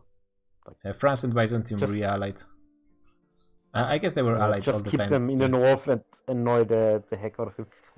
Like, all of the prosperity up there is gone. Yep. And that's like huge money. Yep, a lot of devastation everywhere. I mean, to be honest, they could even remove more if they move some ships to the Black Sea. Also, I assume, Georgia, I think just... Oh, Georgia didn't... Georgia is transferring trade power to Mewar. Because Georgia had a lot of trade power in Persia. They were making... Actually, they're still making more money than before, somehow. But Mewar is probably starting to dominate in... Oh, they moved their home trade node to Crimea, and they're actually making 20 more ducats in this way. So, somehow Mewar is actually helping them. By taking the trade. There's another battle going on. The Byzantine... Oh, they actually got pretty quickly defeated. Yeah. That didn't last long. Like, Georgia is for me the hidden MVP campaign. Because he started in a shithole of place. It is surviving and thriving. Who? Georgia. Yeah, Georgia, I mean, and his income, 100... How is he alive? 120 income, that's more than Prussia. I mean, at this point, it's obviously that's quite a bit, but... like, he's... not that much behind, like, the big nations with his income. That is really impressive, with his tiny country in, like, between 3 trade nodes. Yeah, especially like 2 shitty, basically 2 shitty trade nodes. We'll get the Pope vassalized. Yeah, I'm thinking that's going to be the goal of this war by France. Because it's a lot of land to return. Another battle going on. It looks good for Byzantium. Yeah, oh, I they think... got discipline event. Oh yeah. Because they have one. That's a lot of discipline. Yeah, inspirational leader. That's 10%. Yep. Still the morale is more or less equal, and apparently the more discipline you have, the less important it is. So in such high numbers, it's not as much as they had 100 to 110, but it's still good to have. I mean, he has almost 15 more than Mamluks. Yeah, the relative value shrinks the more discipline you have. Like, the difference between 140 and 150 is less than 100 110, even though both is 10. Yeah, so like at that point, I would just run the morale advisor to be able to get to stick longer in combat. Oh, I think Mamluks just gained a lot of morale. What did they do? No, you are the Imperialist. Oh, I think he fired the mission that gave him plus 15%. I'm going to check it in a second. I mean, they actually still might lose this battle. Needed, like... Yeah, Byzantium has more reinforcements. I guess they're coming still. But they might not be on time.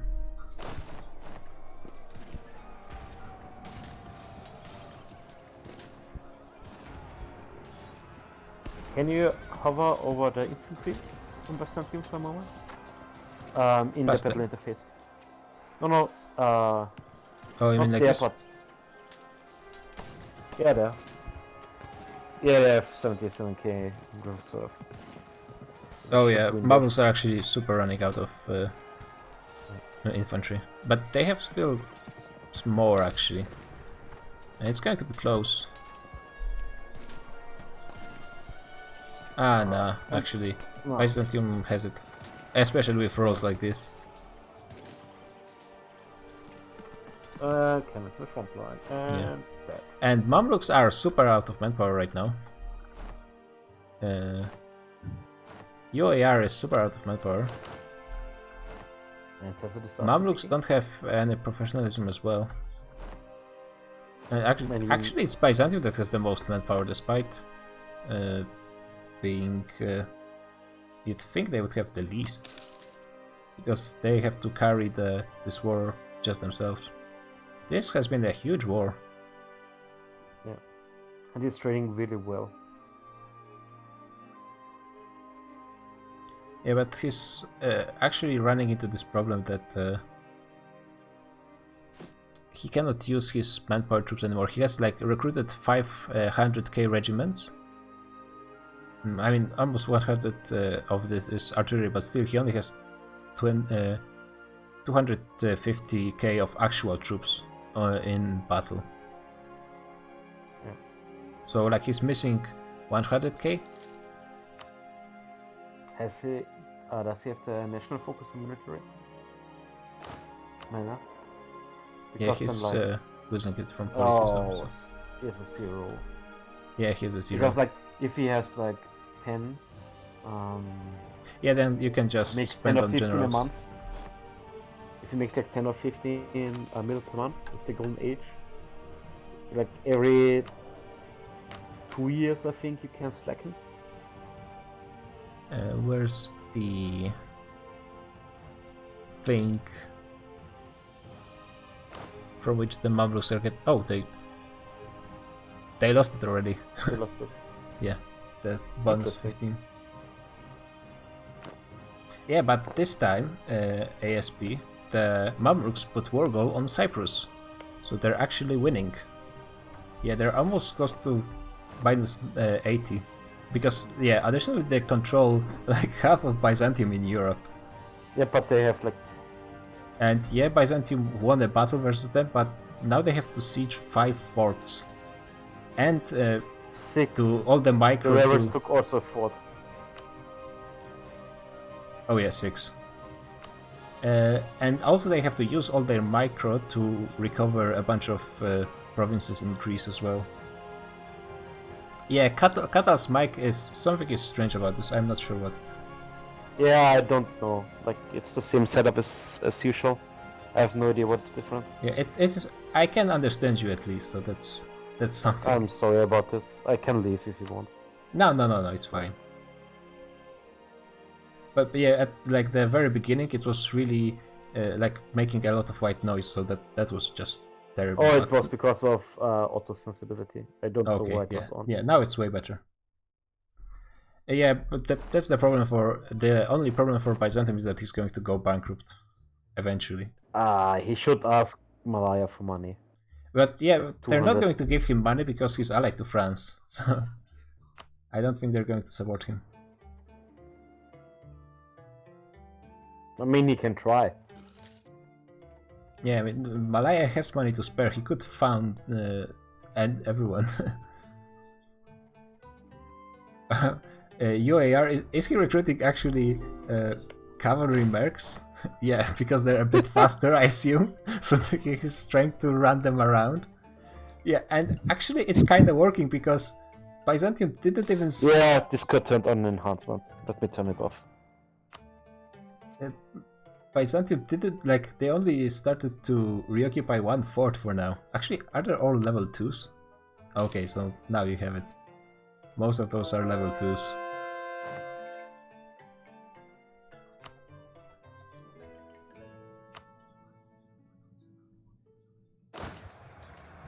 Is it better now? Yeah, it's better. I mean, it's not like the as good as it used to be, but it's better somewhat. I have like no idea why. Like I'm using the same headset as always. You're speaking from your phone, right? So it has to be something. Yeah, it's like, but I connected my headset to my phone, so still using the headset. So that's why I'm so confused. Maybe something about like the limit of transmission, like Wi-Fi or could be. something. I don't know. Or maybe like some headsets have 2 different sets Yikes. of devices. Oh yeah, Byzantium is getting massacred in this battle. Oh.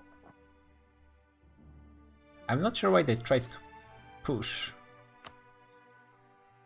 I mean, I'm not sure. What would you do as Byzantium at this point? Like, that's the problem. Regain Europe and then start running to Asian people and beg them for money. And when you get like 100 to 200 ducats income from subsidies, like slowly start to defend and then push back. Yeah, because the At least like he has only shit forts. in the wait, north, is so UAR going to? It's not enough troops to stack web, I think, but it's a good try. Yeah, It because can they also move the regained their troops. morale. Move the troops! Yeah, he's smart. Like, even for those who don't, like, when your troops are locked for a naval invasion, just move your boat. Then it comes. Oh, it actually works. Yes.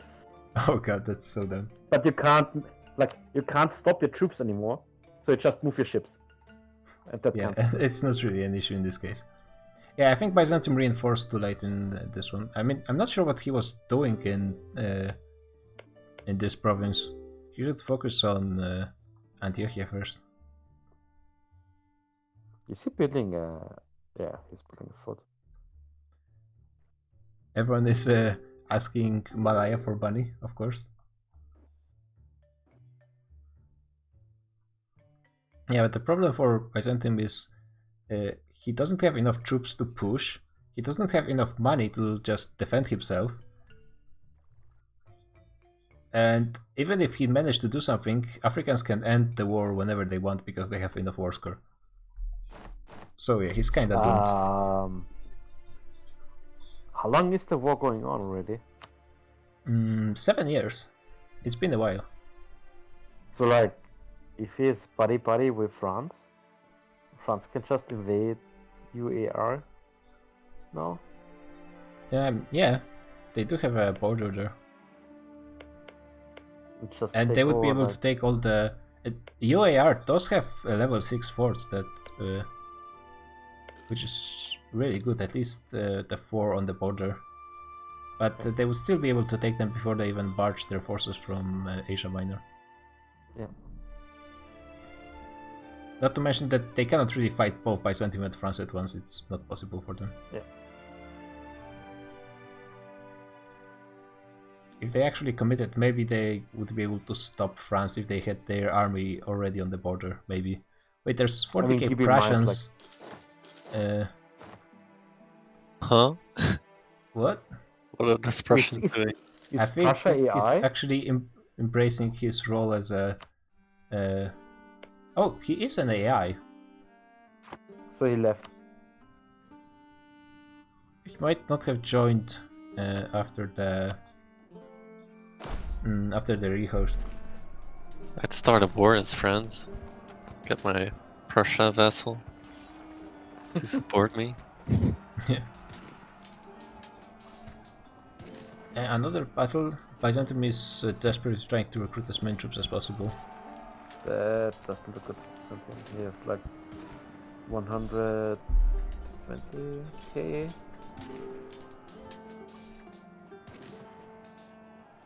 Yeah, another problem is like recruiting troops like this is fine for the Netherlands because they can just regain their troops faster. But for Byzantium, who is running out of money, it's really starting to hurt. Yeah, like shift consolidating troops, especially Merc, is hella expensive.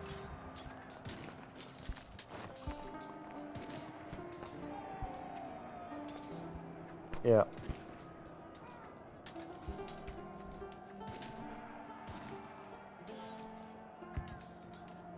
Yeah, what we Oh, meant yeah. ASP is that we thought that the Prussian player is still in. Actually, oh, the Egyptians lost. Oops. Yeah. And 10k dead. They were too Uh, slow. Yeah. Yeah, they're also like. UAR has 70k, 80k, just I guess dealing with rebels.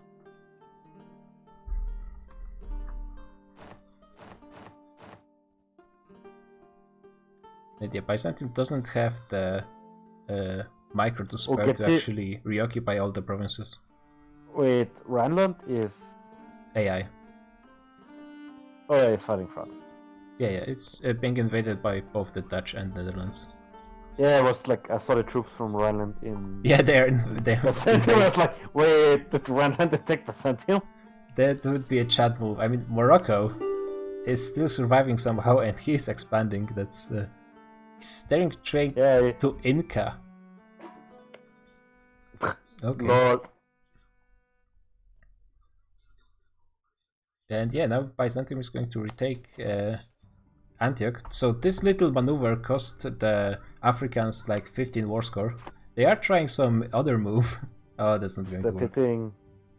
This was actually that was pretty close. Yeah, they want. Can you? Wait, if they get really lucky, nah. If they got really lucky, they would have occupied Constantinople, but they didn't do They it. should have just assaulted. But with 15k, It's just a little free fort. they had like 12k infantry, I don't think. Yeah, with 4k garrison, I'm not sure if they would. No, the manage garrison to... already recovered. That's why.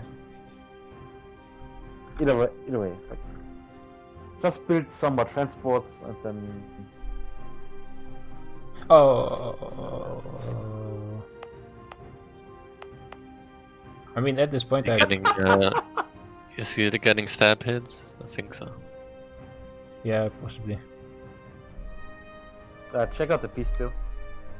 Oh, they failed the assault. Oh, that's bad. Oh no.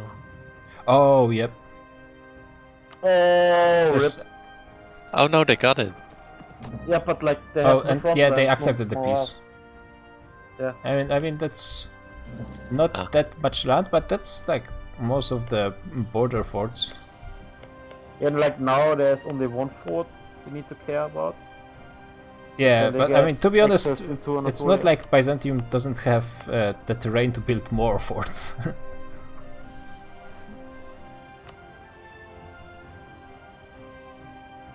And now Byzantium will have to go into bankruptcy. I mean, yeah. like they didn't need to step it earlier. They were sitting on 83% war score. They could have pushed for 99% because like they Yeah, had a lot I of think control. I don't think the Africans had to push the 50% or like 70% peace deal that they went for. But I'm not sure if they realized how close Byzantium is to actually bankruptcy. Like, I think they have enough money for maybe 2 more years. And if they start taking corruption, they're just skimping themselves in the long run anyways. So Like, I'm so surprised Byzantium is like so weak. is it weak? I mean, it's fighting this on their own. Yes, but like Africa is also shithole of land.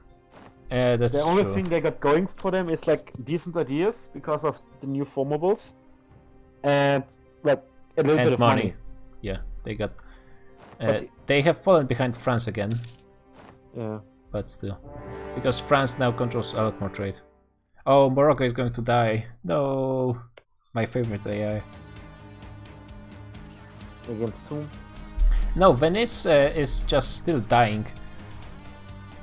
Oh, actually, Tuscany took Venice proper and also has Tyrol as well, so that's good for them. They integrate with Austria, but now he has money. Oh, actually, The gold. the Asians, I think I need to check who are they actually funding, because I think they're spending a lot of money on the Europeans. It's like the gladiator, where they are sitting on top of the tree and just throwing money into the pit and fight for amusement. Happens. You should check if those were stab hits, by the way.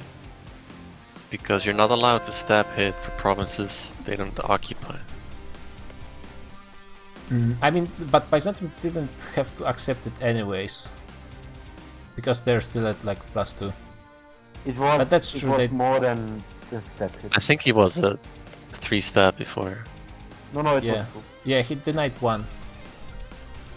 Well, he should get that back. If that was the same peace deal. Yeah, probably.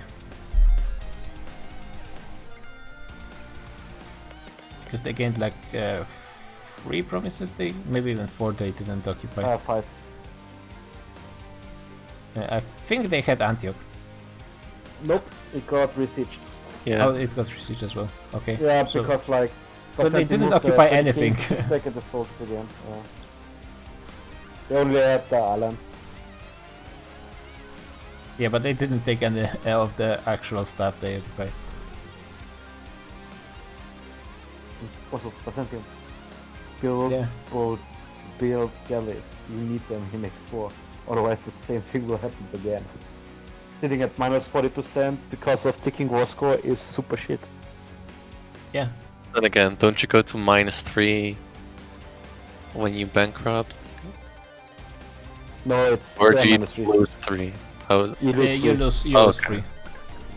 Yeah, it's very useful for him to have that 1 stab back. Yeah, we will do something about this, I'm pretty sure.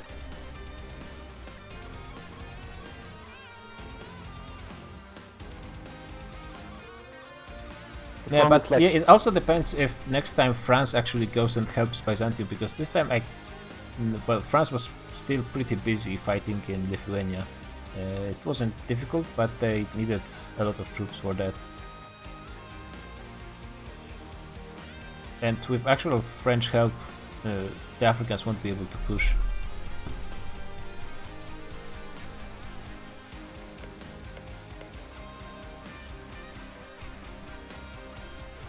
Another thing is Why does Tuscany still have that? because he's allied to Mewar. Oh, he's now allied to Mewar and Punjab, which I mean is great, but versus Georgia. France it doesn't help at all.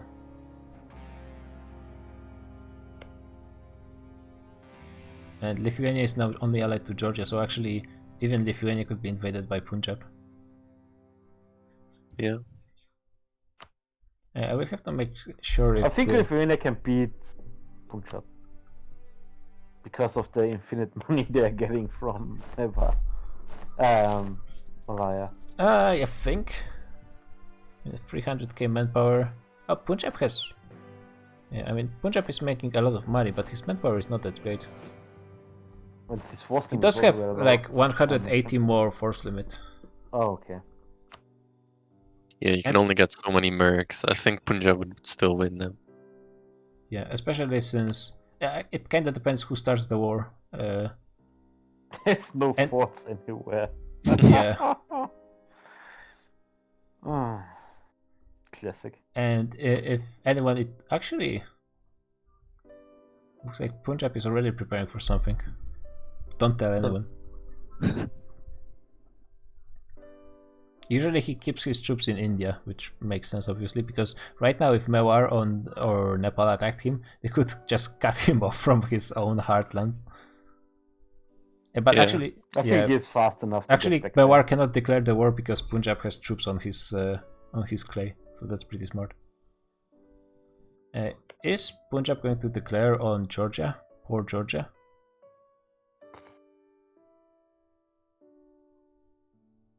there. He's allied to Georgia. Can't attack Georgia. Yeah. Is Georgia attacking Byzantium? That's the question. I don't. I mean, he could because Byzantium is now only allied to France. Only allied to France. Yeah, I think we might get one more war before the end of the session. Yeah, it's 9 more minutes. I don't think so. How close is Byzantium to bankruptcy? Pretty like close. I mean, 1 it year. depends on how many. It looks like he gained some money, maybe like from estates or something. No, he actually still can take. Oh, he he increased his long cap. yeah, because of the retaking and revanches as Oh. well. So he's actually pretty far, especially if he removed his mercs. Time to Oh. build boats. It's so Wait, who started this war? Tuscany, right? It's a border friction. What? What kind of casus belli is Fake that? war? Yeah, I think it's a fake war. Where's this province? Okay, it's... Yeah, like Mewar is not joining. Hey, Oh, wait, because France also started the war, so he started the war against Byzantium, so the Indians have a passage, I think. ah! Military access by occupation. I mean, Oh. does that mean that Mewar and Punjab, because they didn't join this war, they can just walk through? Let me see. Yes, Yes, I think so. because like you get military access from all your allies, so you should. Be But able they to do not gain. I mean, Mewar, Byzantium has access through Mewar. So let me just check. No, they do not have access through Byzantium. Oh, that's strange. But Tuscany has access. So why did Tuscany start a war versus Byzantium then?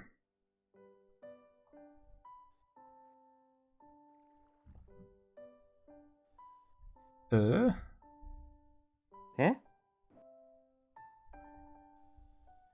Okay, now the Indians are joining versus Byzantium. It took them a while. Okay. Oh, I think Punjab is in a separate war. What? Oh, it's Georgia is actually going.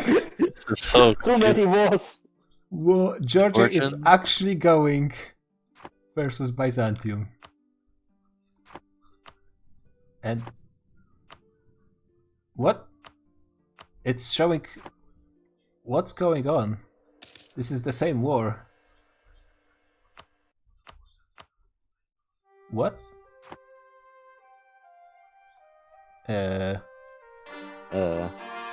Why is it showing the same war twice?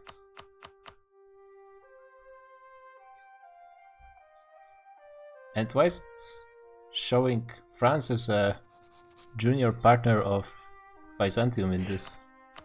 Oh, wait. Did France fall under PU? No. Because that would explain it. I mean, it looks okay on the Byzantine side and French side. Okay, it's I guess it fixed itself eventually. Nice. France is it looks normally. Something was really weird. Yeah, so it's Georgia, Lithuania, and Punjab attacking Byzantium and France. While also Tuscany is defending itself with help of Mewar and Nepal. Actually, I need to make sure that there are no great powers in this. So it's Punjab and Mewar cannot be on the same side, and they're not, but Punjab is on the same side as Lithuania, I think, which is illegal. Yeah. Yep. So one of them has to be south. Yeah, Lithuania has to be south. I need to go then. Why in And, Lithuania? It could also be Punjab. Yeah. Just has to be one, right? Yeah, but I mean, Because- Punjab is stronger, so I assume they went. Yeah, probably. Where's their? Where is Punjab? Thing is, You sure? guys, With Miltech 20. Guys, doesn't Lithuania and Punjab are in the same war, so one has to be south, right? They are both joined the same war? Yep. Then yes. Yeah. I think so. okay. Actually, no. Oh, Punjab. Wasn't he Punjab 6th? Did you guys No. swap again? I mean, even Punjab then, is 5th, Nepal is 6th. Yeah, right now, Lithuania but they swapped them again recently. Yeah. I don't know when they even swapped. then, it. that means that Mewar and Nepal cannot be in the same war. So, like, Yeah. someone has Yeah. to be Yeah, out. so someone has to be set. So it might as well be what's currently clear. So I will be piecing out because it's too easy for them to go into my flatland. yeah, just send them a white piece and then Yeah, if you piece out, that's fine. And don't give access. Okay, Lithuania is going to piece out. There's so many Indians, god. Can you go to the Propentic map mode of Byzantic and Byzantium and then Tuscany? Yeah. That's an epic war. It's like the what's it called? Saving Private Tuscany right now going on is to survive current mission objective. I mean, I don't think France can. I mean, they should be fast enough, but I don't think they will be fast enough. I mean, even if they are fast enough, if the Alliance has the naval supremacy, they cannot get to Sicily. I mean, he just lost a naval battle. Do they have naval France. supremacy? I don't. Oh think yeah, so. but actually they might not because no one in India has any boats in the Mediterranean. That's true. And Tuscany has like 4 heavies, so that's not enough. Yeah, he lost a huge naval battle against France earlier, where you were Yeah. like, messaging people. That's not Mamluks. That's Kilwa, then Rosovi Empire, and then. Yeah, but Natis used to be Mamluks, that's why he's. I know, but just some nitpicking. Because he has actually good ideas compared to your Mamluks, not his. Yeah, they're even going for 2 sieges at once, and like Byzantium is not even re-recruiting the mercs because I don't think he can afford it, to be honest. No, he can't. He is doing pretty well, and yeah, because Punjab has no leader on the mountain Oh! fort. Oh, punt! Oops, whoops. That's Maybe the leader died. maybe the leader died, but I don't think Still. Morlock would have a siege without a leader. I mean he just did and didn't move anyone fast enough. And he does have 3 out of 4, so maybe one just died, but that's yeah, unlucky. Would make sense. So, like, Georgia attack Byzantium, yeah. Byzantium, And Tuscany attack Byzantium, and Tuscany gets attacked by France. yes, that's what happened. Okay. So No, he I kept mean, the good ones, not I mean, even in the worst case scenario where Tuscany loses to France, he will be able It's to a game gain plan some for land. Byzantium, Yeah. yeah. That's true. That And then it can then the Africans will attack Tuscany for that land. they could potentially Because like there are 3 players currently competing for Anatolia. 4 They could- players, sorry. they could make a snake. They don't have to make a snake, they can just True, demand uh, access from Byzantium in the peace deal. And France is actually sending troops. No, you'd prefer to have land yeah, snake. that's true, You but prefer to have a land snake through like Constantinople or whatever. They can probably do that because they'll have 2 winning wars against Byzantium. At the very least. I mean, France is going to help there. He's sending of like almost 300k right now. Yeah, because like. Oh, guess Tuscany. that- like, can France really hold out against He two will of the Indians? try. He will try. That's Tuscany hard. should not be fighting, I think. It's, Yeah, I mean, Tuscany shouldn't have a Tus- fort in here. It's level 2 anyways, and that means that France can just go around Abruzzi, which is a mountain fort. Plus, they don't want to give away free war score. Yeah, They that's can't true. hold out anyway. That's true. Fun fact: Save the war that score. leader from France has 10% fire damage. On Oh, top yeah. of the 20% fire damage on their from their H ability. So that's a really good leader. No, he didn't switch to Maverick AD as Natis. He has Rosby. Here's the good ideas. Yeah. But like, no, 2 bad drawers. Yeah, I'm not sure why he even has a fort there. It doesn't serve any purpose. Farmlands, yeah. I And think it just forgot about he has it. already one on There's some hills Abruzzi. there. There's still mountain there. Yeah, Abruzzi has mountains. So if he just deleted this one fort, then this province wouldn't be even accessible to the French. No, it's here's a vessel. Yeah, Like, but that's he Urbino can- is. So what? It's Tuscany's vassal, so. And I mean, to be honest, he should just take this But province. does the sum of control of your vessel extend into your own land? I mean, I think so. It doesn't. Should. Mewar is trying a battle this time with a leader. No, Punjab was the one without the leader. Yeah, but I mean, I'm talking about Indians as a whole.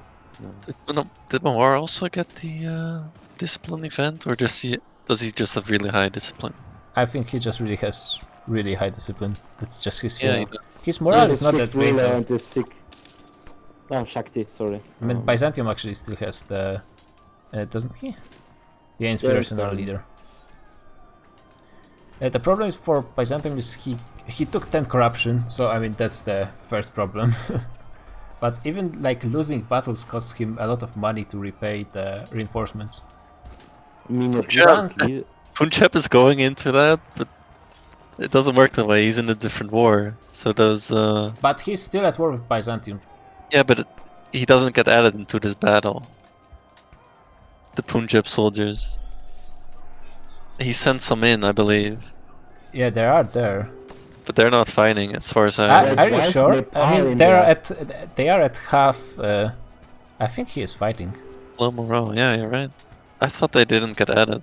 Why is Nepal? He is in this war. He's in like the Tuscan war, yeah. He's in the So I mean, yeah, But he is in isn't war with. Mevan, Nepal upper fifth? Upper fifth. Top 5 with power? No. Hopefully, we get the Prussian player to rejoin as well, because I mean now, if France actually loses a war and Byzantium gets defeated, things could He be. can break free. Yeah. Maybe. Especially with Lithuanians' help, who is getting a lot of money. I don't think Prussia is yet lost.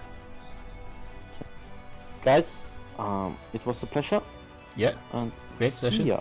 GG, thanks for Oh shit, it's time. sitting with No. me. Yeah, it's I couldn't sub today because I was working all day long. So yeah. I mean, if Prussia doesn't make it, then maybe you could sub.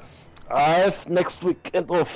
So if we need the Prussia play, I could play Prussia and die to Comandante. Yeah, but gloriously. Yeah.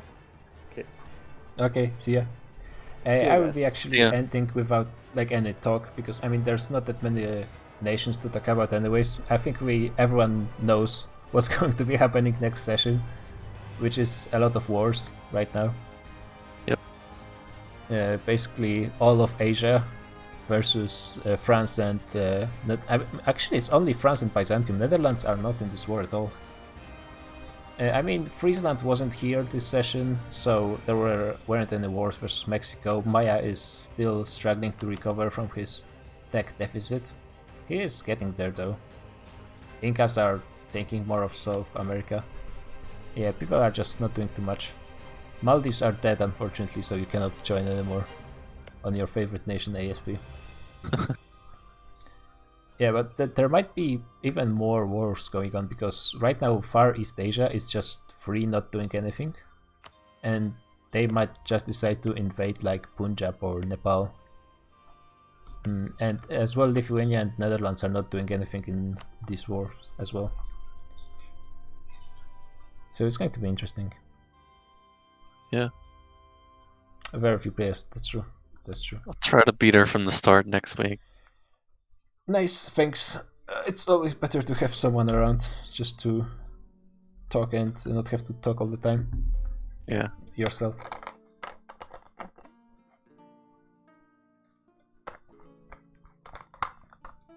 GG guys. And let me just start this thing.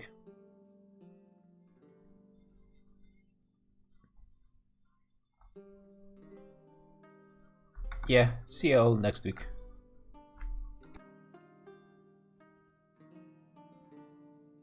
Guilty.